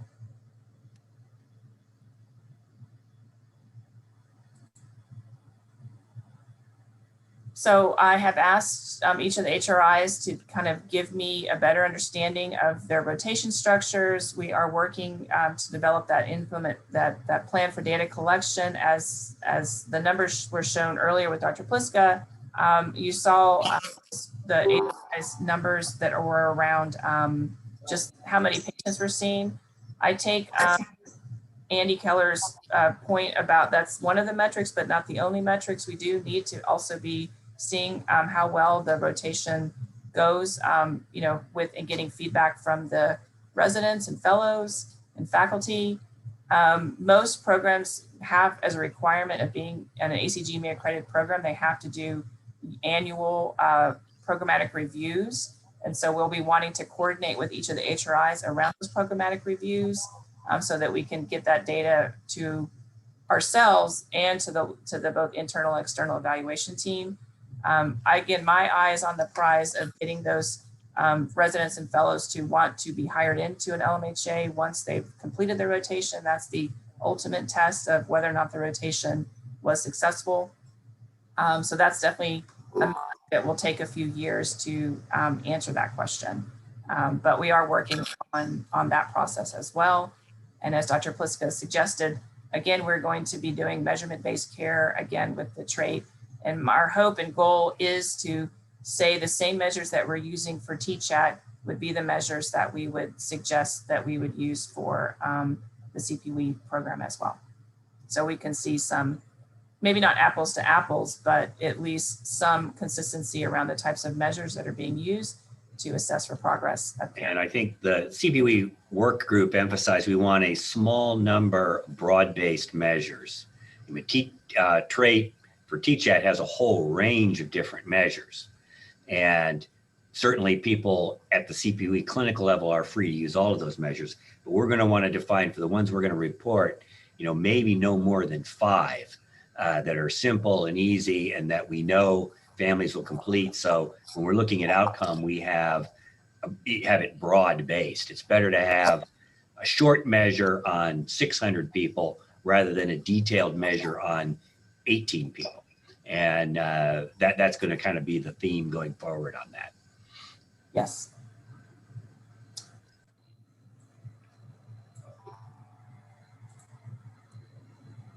So the WellNeti is this program that it helps with finding resources. We are working to develop that contract. We are working with the state referral system because we know that there's also a state referral system that's recently been worked on, created. And so again, the goal is to not recreate any wheels, but to find ways to actually further and refine how families can locate services, how our tchat team can locate services, how our CPAN team can locate services, and potentially the families themselves to locate services. One of the challenges that we have heard from the tchat teams right now, and it could be just partly a function of them all new, is that we get referrals from the schools, but then when we try to reach out and contact families, we're not always getting the families to call us back. And so it does start to feel like it's a little bit of a barrier.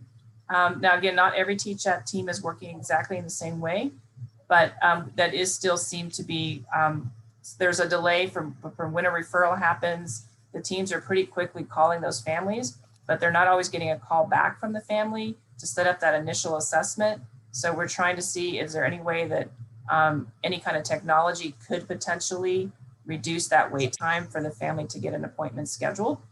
So it may be we do a technology solution. It may be that it's just more education to the schools themselves about how to make sure that families are really understanding and aware of the services so that when our team calls, they're able to take that call and get that appointment scheduled.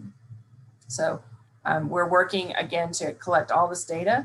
And the goal of the WellNeti is, again, it's a crowdsourcing effort so that it can give you some static information about different referrals, as well as here is some more information. So that's why there is a little bit of a difference between some of the other referral systems, and our goal is to coordinate with those systems and not compete with them.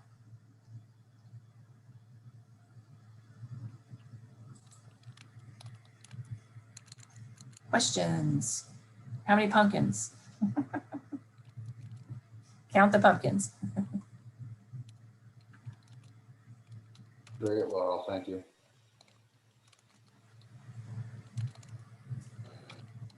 Thanks, Dr. Williams. Again, a lot of progress, but again, would open it up to the rest of the group for any questions or comments or feedback.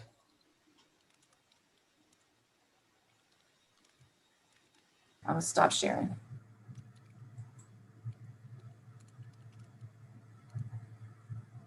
Yeah, I think any feedback, just kind of hearing from you how things are going right now from your local HRI perspective would be helpful.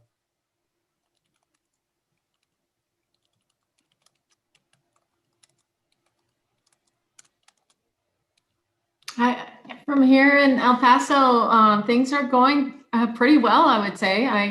I've been really happy with all the support we've gotten from Akash and Dr. Williams and Jennifer Evans have been great. They always answer my questions right away.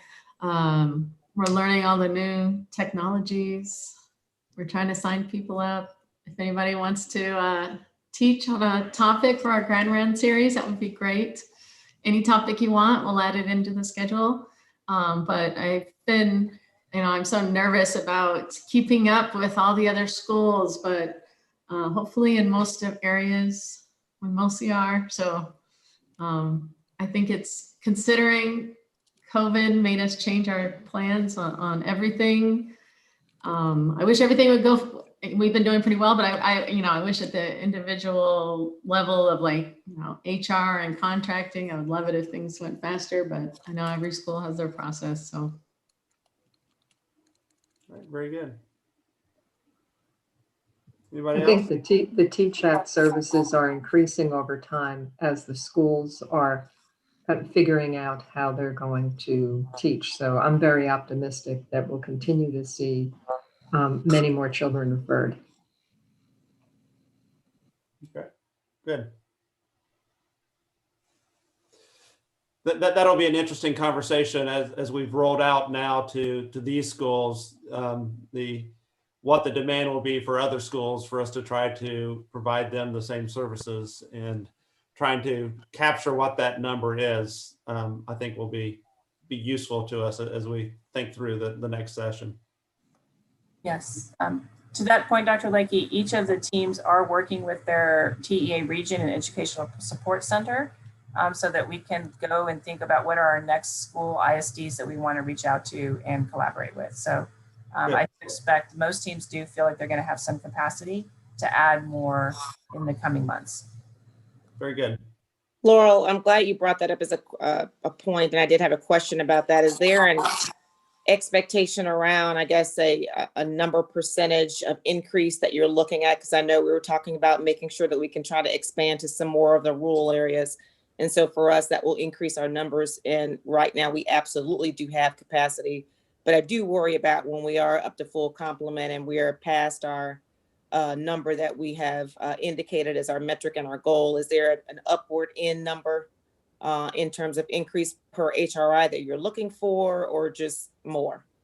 No, I think what we've said to each HRI, there's not a particular number. And as we've talked about before, tchat has been kind of very variable by HRI.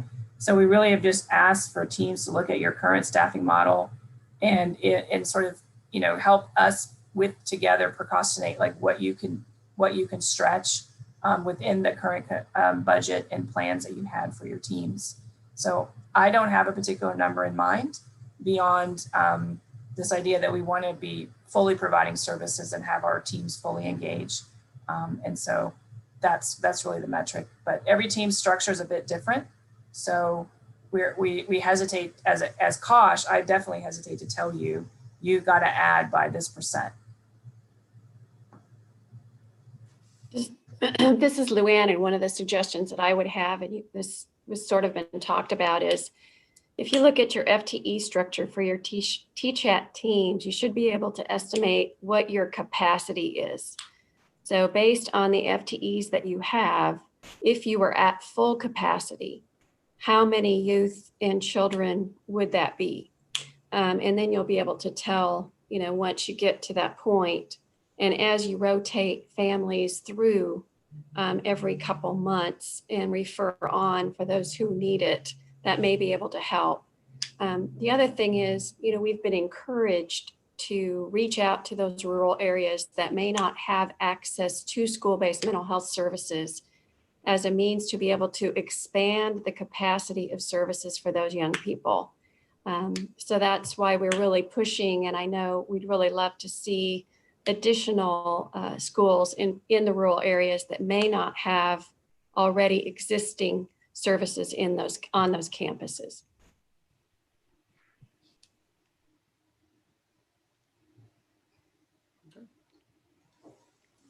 Any other questions?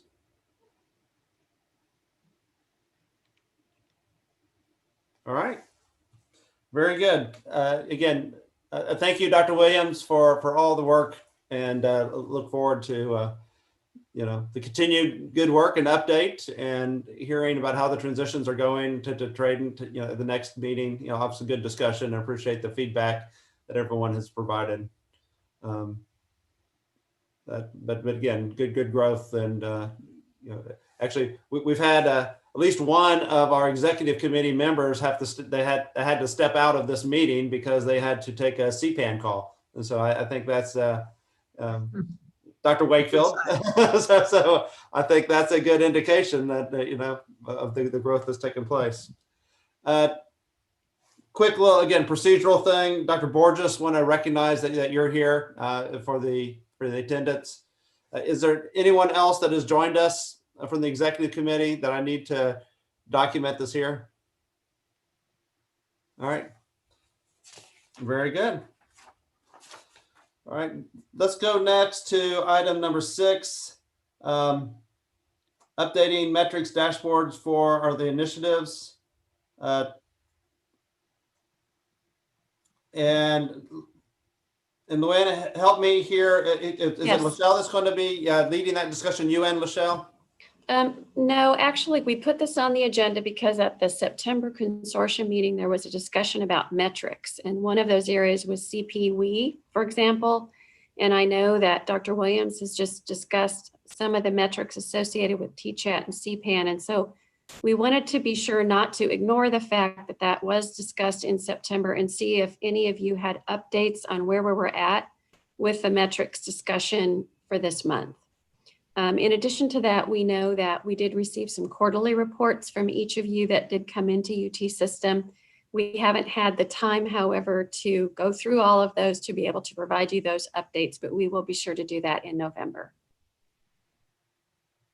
if there are no updates from any of the groups, then this agenda item can move forward. Yeah. Were there CPE metrics beyond what we've discussed already, or does our previous discussion suffice?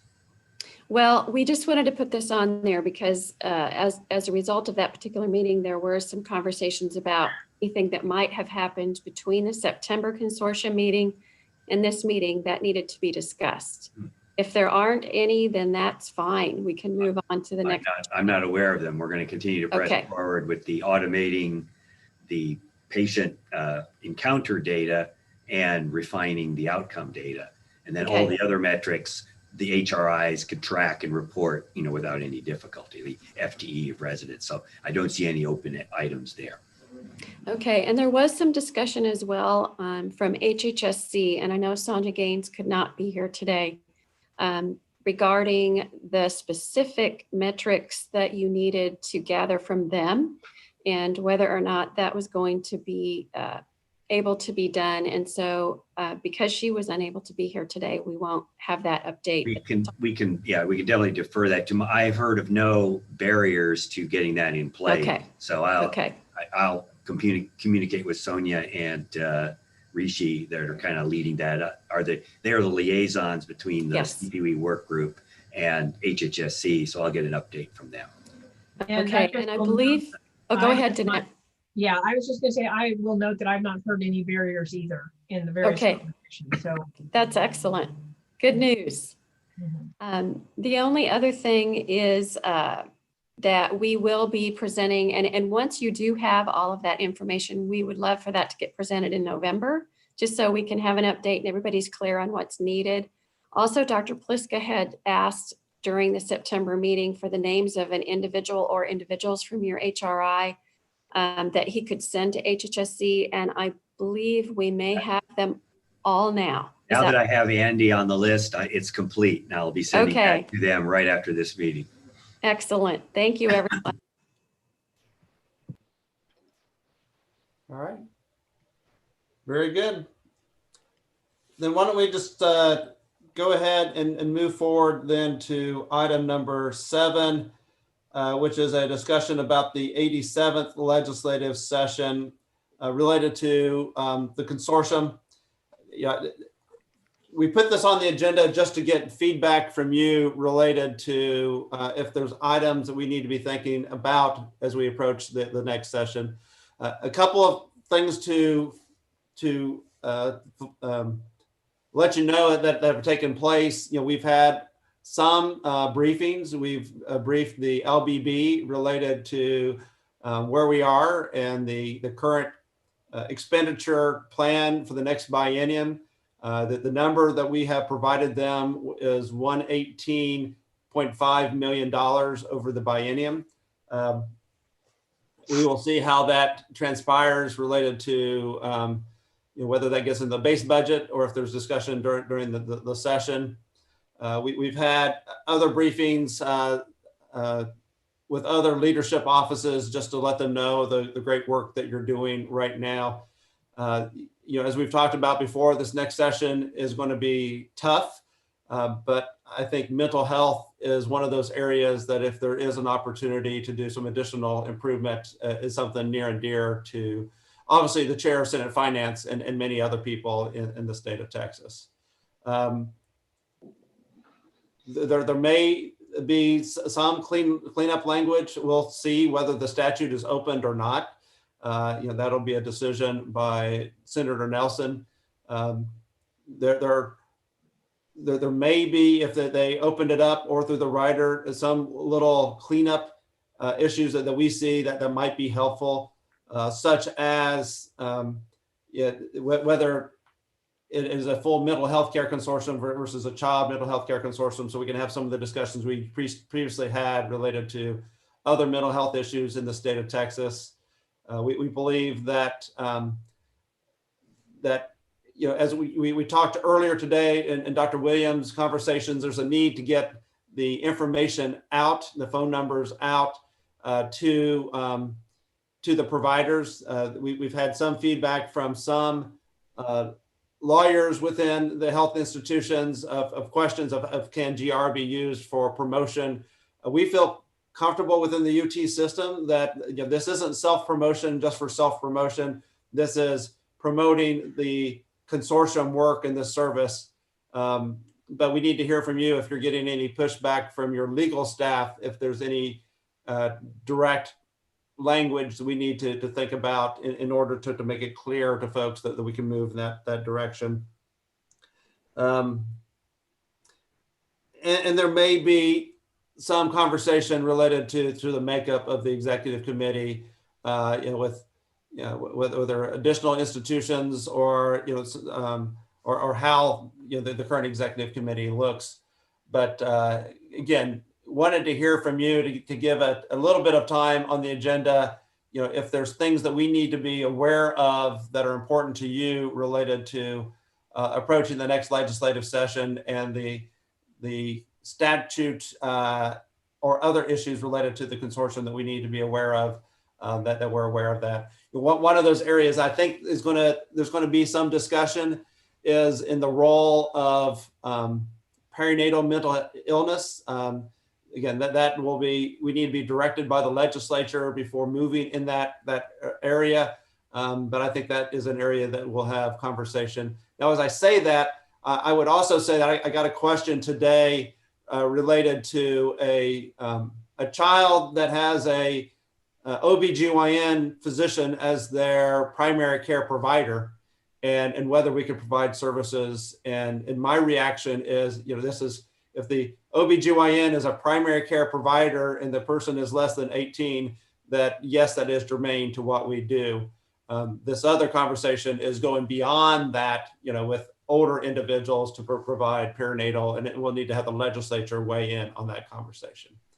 Again, just a number of health plans I'm familiar with do regard, or you have the option of having an OBGYN as your primary care provider. So to me, it's entirely consistent. Yeah, I think it's consistent. If somebody feels different, then let me know.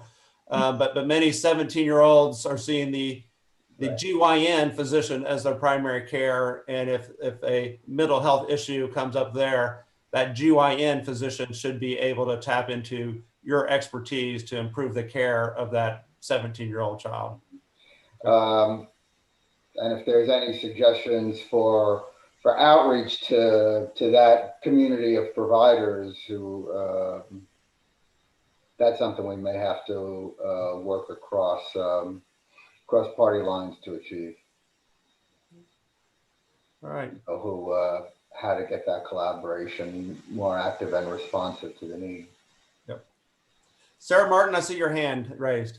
Yes. Okay. So one thing I got an email just during the meeting. Not that I was paying attention to the meeting, I promise, but it was from TPS, Texas Pediatric Society. And so they just put out their call for papers. So that's one part of what I wanted to say. So if not call for papers, call for their annual meeting next September. And so maybe we should get together as a consortium and do a presentation. The due date is December 1st. But then attached to the same email and on the page, you can access it. I can send it to everyone, but on the page of that, they did a needs assessment of pediatricians in Texas. And they have somewhere around 150 people responded. And the very highest category of saying it's their highest priority was adolescent mental health. So that might be a really good thing to share with the legislature, to that document, to show that it was listed as a highest priority over every single other category. And they probably have like 50 categories on here. So that might be good evidence to show that this is needed by pediatricians. I think it's definitely needed. And again, we're going to see that, as these numbers continue to grow up, hopefully that will help address that need. But this is really important to the health of the adolescent kids across Texas. Any other? Go ahead. The second highest category, as I'm looking, is psychiatric medications. And this is pediatricians, and this is all kinds of different categories having to do with physical health too, of course, and prevention.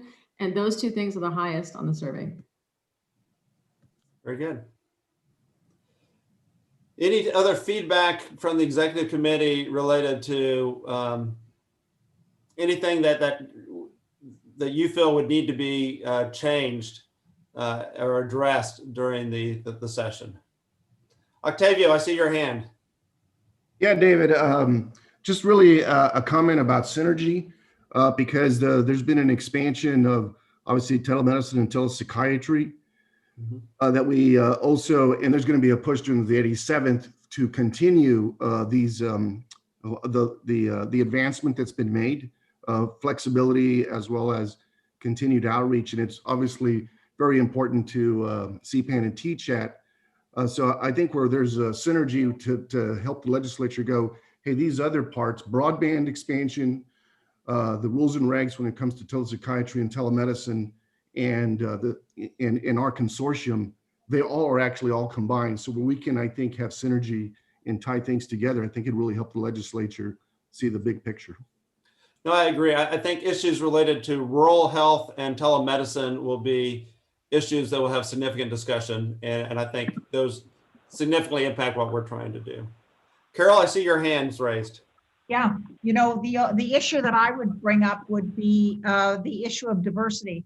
I don't know if you guys work with this as a priority in almost everything you do these days, but both on the federal level and on the state level, the issue of diversity, and for us, that would be diversity in the composition of our EC, diversity in the composition of the people that we work with on all of the committees, and the diversity of the people that we're able to serve. That we should just pay attention to this. I would guess that we're going to be pretty good, and it may be an asset that we would like to emphasize because Texas has such a broad group of diverse people for us to serve. Okay. Dr. Nemiroff, I see your hand. I just wanted to point out the fact that when we're in dialogue with the legislature, the numbers that we're now seeing in terms of prevalence rates of mood and anxiety disorders, substance use, domestic violence, childhood maltreatment, unfortunately are all up nationwide and including Texas. Yeah. So making the case for funding, there's going to be the post-COVID mental health epidemic to deal with. I know they're aware of that.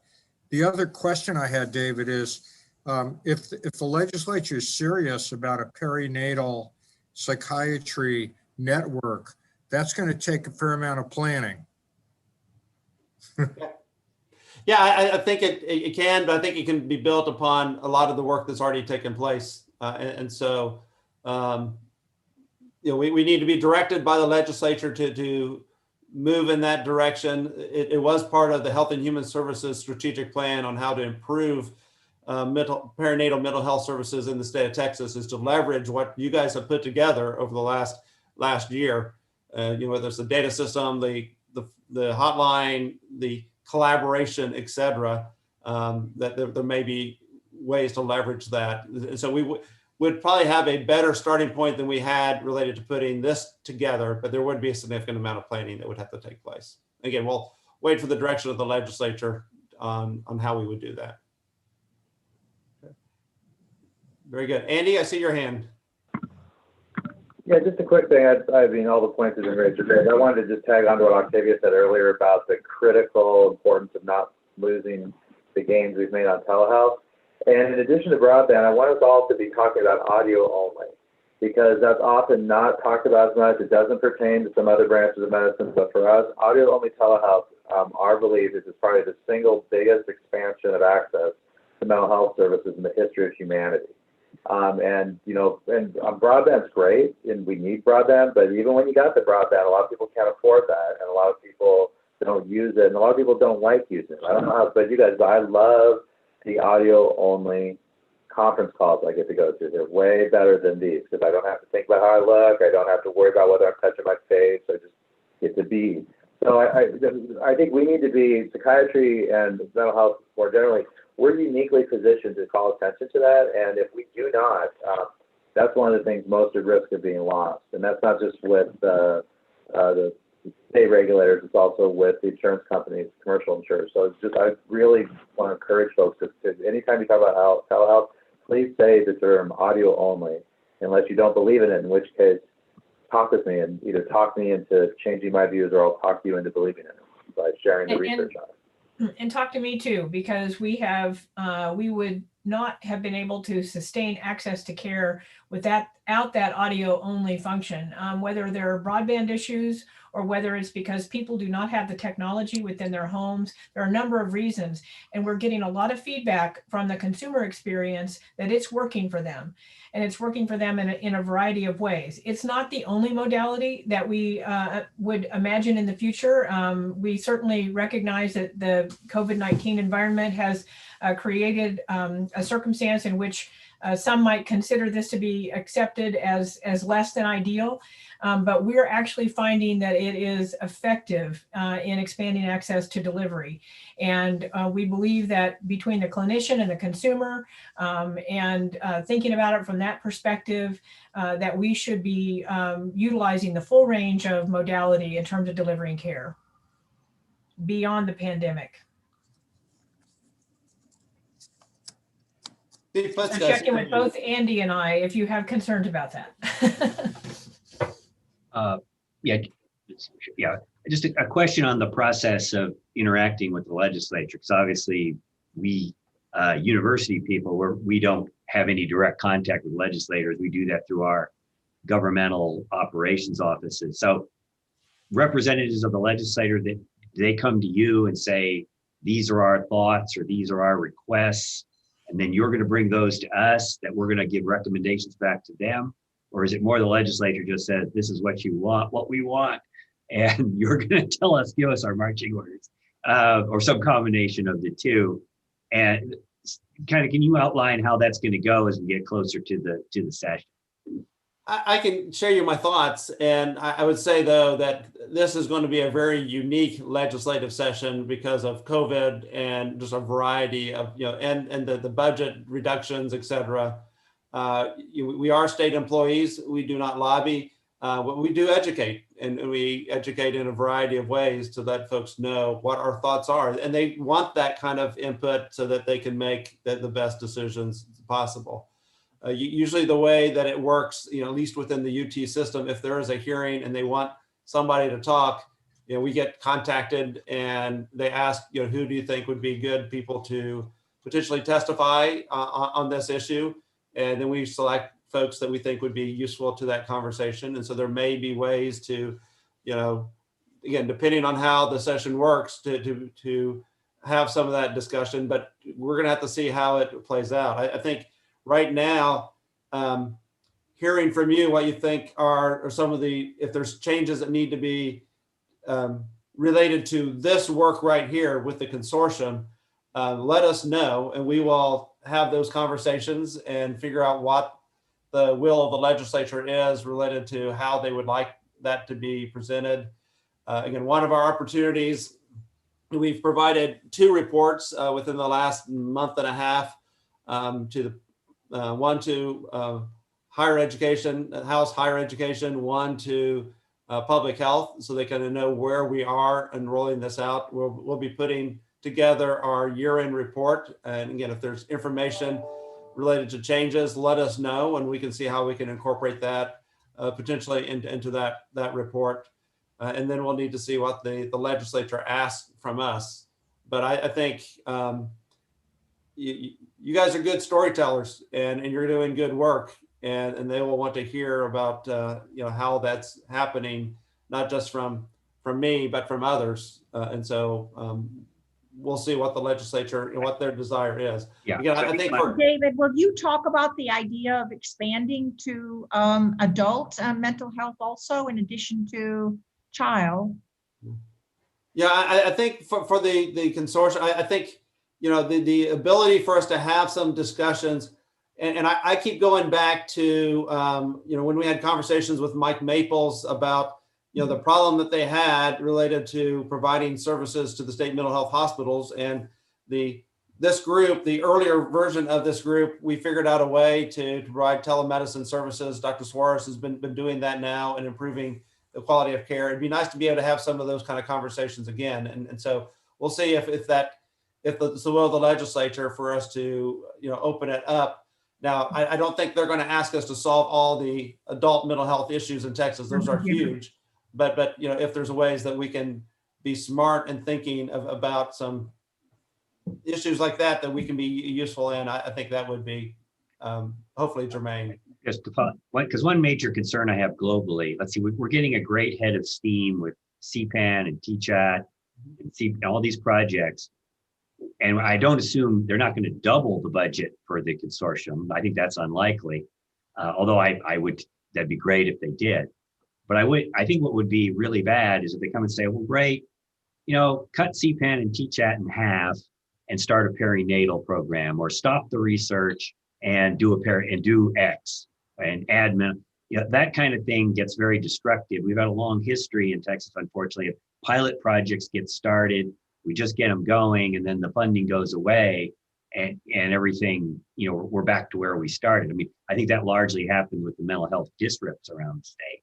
Yeah. And so that would be my strong feeling, that we're really just getting going. We got 9 months to really, we'll probably be right at the point where the thing's really singing, so to speak. And that's not the time, we'll be glad to keep that going and then add funding for some other new worthy projects, but I don't want to start cannibalizing what we've already got.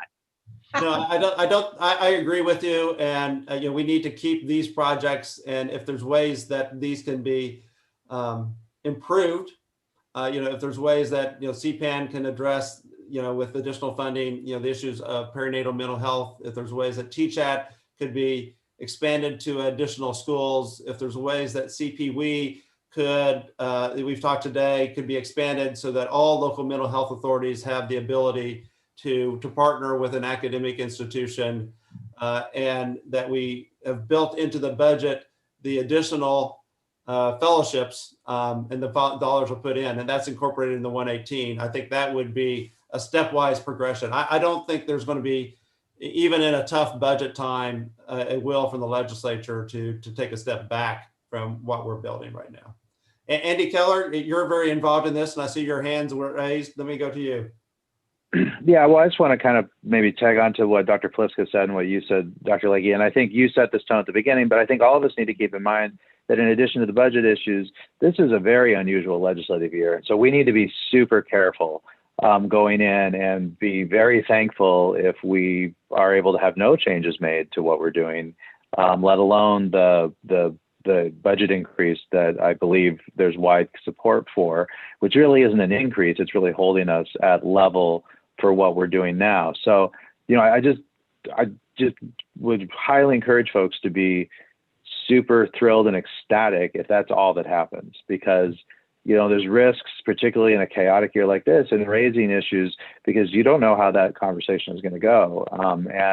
And I think it's just, I just appreciate the very wise and considered way in which Dr. Legge, you and the team are approaching this. And I think all of the evidence people cited earlier about why there's increased need is why we are in a good position to be able to continue doing this. But, probably most programs are going to talk about how much they're being cut next year, because even though they have needs increasing too. So we're, I think we just need to be cognizant of that and modest in our expectations, while at the same time, if those opportunities that you wisely laid out, Dr. Legge, emerge, of course, I think they can be pursued. But I think everybody has to be, Yep. Dr. Pliska said it well, we have to be modest. I think priority one for success is that we get the 118.5 that allows us to go at the current steady state.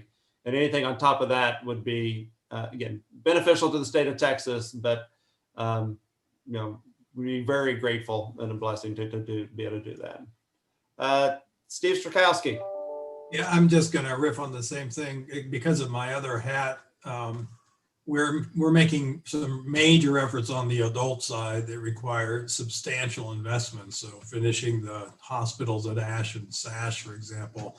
And then with those comes additional general revenue dollars that are going to have to support expansion and services. We have, when kids and adults compete for government dollars, adults always lose. And so we have to think about our broad mission beyond just CPAN. And so I really would ask us to be thoughtful. I'm hoping we can get this group to actually support growth on the adult side as well, because all these teenagers become adults within a couple of years. And boy, the system starts to struggle there. So I just wanted to echo what you said, David, is we really need to approach this with a broad, thoughtful view, and Steve also, wherever you went on my screen. So thanks. Yeah, well, I mean, absolutely, adult services are a major issue, but I don't think we want to give the legislature the impression, yes, we'll become the mental health consortium, give us $20 million for adults on top of the $20 million for kids, but don't cut the services we're creating for kids so we can, suddenly do adults, because we'll end up doing both poorly. Yeah, no, I agree with that. I just want to, going back for more is going to come out of somewhere, and it'll come out of the adult side that we have to finish. I'm not advocating we do more for kids. As Andy said, I'll be happy if we keep our 25 million or whatever's and continuing going forward. I will be ecstatic if that happens. I want to prevent a cut and prevent a kind of compromise that really doesn't do either kids or adults or anybody else any good, because then the programs are too weak across the board. Yeah, agreed. Dr. Liberzon, I see you raising your hand. I don't want to take it. Israel, we lost you, at least I did. We can't hear him.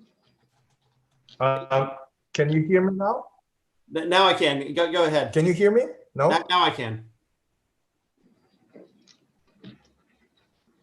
Well, I could. Out of anyone's sales, but Comptroller General of Texas says that there is a $6 billion deficits for the coming year of the second year of this cycle. It's about less than 10% of the annual budget. So it's kind of difficult for me to see that in expanding funding in general. I mean, I'm very happy if we will be left untouched. Unique, because most of the other areas in the legislation this coming year will be touched. So so I have some realistic expectation, and I think if we just make it for the next year, for next budget like that, I will think that's a huge success compared to what will be happening overall, because there is expectation of even bigger loss. It's just reality is there. No, and we understand that. Again, having seen several of these tough sessions, I also know that sometimes in tough sessions, some unique opportunities occur, and we need to be ready if one of those unique opportunities occur. One of my, there were several opportunities I had when I was at DSHS. So you wouldn't think because of the climate of the session, but a door opened and we were able to move health, mental health, public health forward. And so we will be gathering information related to if the legislature was interested in expanding services to pregnant women. What would that look like? Financially, et cetera. If it was the will of the legislature to expand to additional local mental health authorities, what would that look like, et cetera? And again, that's, there may be a 10% chance that those are funded. But if you go up to bat 10 times, one of them gets funded and you get the opportunity to move. And so we will be careful that we don't hurt adult mental health services, but we're also going to be prepared that if there's an opportunity to advance our mission, and most of this conversation was more governmental, et cetera. If really governance of this organization, if there's any suggestions you have related to the governance of this organization that is in writer, et cetera, that you want us to be aware of, let us know that so that we can think through that and how that would be applied. So just one more comment. I think Pliska's concern is real. and what Steve Tarkovsky was talking about. One of the ways to think about is that when we basically to create a little bit administrative separation. So if there is expansion, rather than say that this is exactly, which could end up of saying reviewing both budgets, is to create a substructure of two different consortia, which can have overlapping areas, overlapping people, but also have some new people, and say they have their separate budget administratively, or they administratively separate those options of expansion so they don't roll under single head, and that will be separate budgets and not expecting people to swallow everything within the same structure. Okay, all right. Dr. Trivedi, I see your hands up. Just a small point, but I think if you really look at some of the marquee programs like the Massachusetts program, I worked with Tim Willens and Joe Biederman, et cetera, at the beginning of their program. The first couple years, few years, it really required the sustainability. So maybe getting some of their information to help the legislature recognize that without that kind of sustainability, they wouldn't have achieved the same status that we all think they have right now. So sustaining it, as Dr. Pliska says, is probably more important than trying other things. Good. And then Dr. Suarez? David, I like what you said. I mean, we have to advocate for what we need and sustainability for the things we have started, both on the hospital side, expansion side, as well as for the new childhood mental health side, potential for perinatal mental health. We advocate for what we need that we think will be good for the state, and hope for the best. And I guess at the end, you never know. Sometimes we get lucky, and we'll see how it goes. But to try to not go ask for something because when I ask for something else, I think that's for things that are already ongoing. I mean, that would be very hard. Thanks. Dr. Pliska, I see your hands up now. Maybe, I mean, so the question, I guess, is you'll continuing, I'm just thinking about the process. You'll continue to talk to the legislature, and in other words, what point is two questions then. When do we determine what our ask is, what's in our ask, and then you convey that to the legislature? I'm just trying to look at it that way. So our ask right now, the number that we've conveyed to the legislature is to continue things at its current steady state. We would need 118.5 to do that. Okay. And so talking to the legislature that is the number, but also recognizing that the legislature, if they desire, can build upon that, and making sure that we are thoughtful related to if they wanted to build upon that, what that would look like. And so I think for the consortium, just kind of continued discussion. If there's information that you think, again, mostly about the governance, et cetera, rules that we abide by, that you think we need to think through, send that information to us. But then also be prepared that we will get questions from the legislature to say, if you had a wish list, if there's an opportunity to do something else, what would that be? And I think we need to be prepared to answer those questions on behalf of the legislators on if they wanted to do something different, what that would look like. Does that make sense, Steve? Right, it does. So at each meeting, you'll update us on what their thinking is, and then we can comment, and then ultimately vote on what we think our collective opinion would be. Yeah. All right. And so Dr. Lakey, in consideration of the challenges of the budget and this conversation, would you anticipate that would move forward kind of as you just described it as a wish list that maybe says, we recognize that this may not be possible. Our greatest hope is to sustain what we have now. And because it's important, we're moving to implementation. This would be our wish list. It may not be possible this budget cycle, but these are the priorities as we lay them out now, so that we're conveying what we could see as the need. For example, the expansion of the CPWE program and the residency program. But we recognize it may not be possible now. I'm just thinking about framing it in such a way to ensure that we're very cognizant and recognizing the budget challenges that the legislators will have before them. No, I think it's good advice.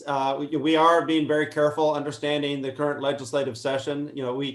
If you think back 6 months ago, one of the things that we did was, there was $10 million in our budget that we hadn't allocated as the quote unquote second bite.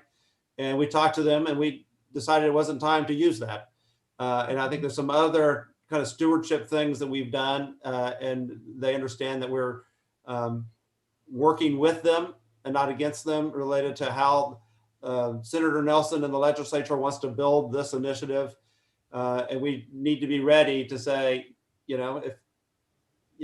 first governance, if there's things we need to do so that we can function better, let us know. But also, I would anticipate that we will get questions to say, if there were dollars here, what would this look like?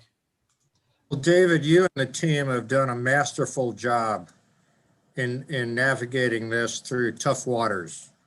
And we all owe a great deal of gratitude to you and Luann and the rest of the team. Thank you, Charlie. I appreciate that. Well said, Charlie. Thanks, David. Yeah. David, I have a question. Would you be including the presidents in those discussions about the ask? Well, we'll have conversations within the UT system, and then there's conversations, other conversations, but we'll let them know kind of what we're thinking. Yeah, and if you get information from your president that you think is important, let us know about it. Okay. Yeah. We do Wesley? up, David. What's that? We do keep up our president on what's happening, and he's amazingly interested. David, I just wanted you to know that I'll just chime in and say that I'm terribly impressed and fully confident in you and Luann and your team. If you want any of the rest of us to come along and be decoration or give a total small spiel, we'll do that too, for sure. Yeah. No, we'll see how it plays out. And again, our ask right now is 118.5, and then being prepared to be able to respond when legislatures have questions of what they think are opportunities in the future. Dr. Trivedi, I see your hands up. That may have been from the past. Do you have another comment? No, this is I need to take that down, I guess. Okay. All right. Any other comments from the executive committee on this issue? And again, we'll try to put, I think in our monthly meeting, have a little bit of an update here, and so that you're up to speed with kind of what any conversations are. And again, we aren't necessarily in the driver's seat for that. Legislators, they're elected by the public, and they can have a desire to do something, and we just need to be able to respond quickly when they ask us questions of what this will look like if we did this or that, and could you, if needed, do this or that as you adjust the work that we're currently doing. Dr. Leckie, I do have one comment, and that is that Senate Bill 11 does require us to submit on the even numbered years of a biennium, a biennial report, which Dr. Leckie alluded to earlier, will be due on December 1st. So I am letting you know ahead of time that we will be sending you emails for information. We would like to be able to include data, as up-to-date data as we possibly can. We'll be including some fiscal information.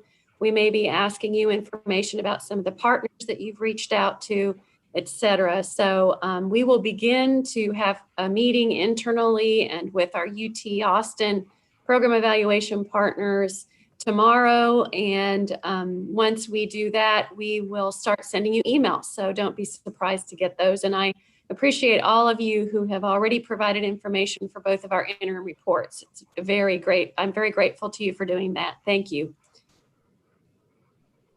Michael Patriarca.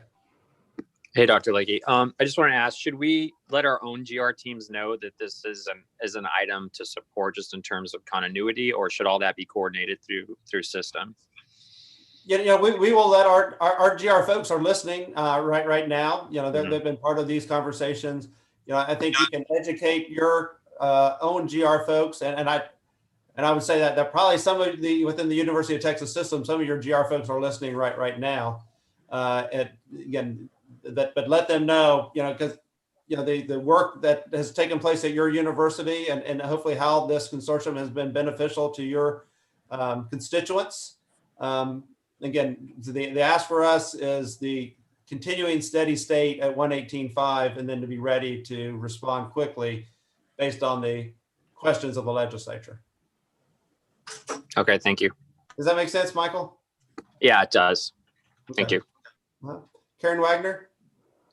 No, I think in addition to the products that have come out of this consortium, it really has to be emphasized that it's absolutely remarkable that all of the academic institutions in the state of Texas have gotten together to address children's mental health and research aspects of it. And that is, it truly is, we talk about everything being unprecedented, but this truly is, and during the time of COVID. So imagine what would and could happen when COVID is not here. So it's remarkable. And having been in academic institutions here at UTMB for a long time, I could not have imagined this possible. And so it's a testament to everybody here, but in particular your leadership, that this has occurred, and it's something that has to continue to be supported. It's the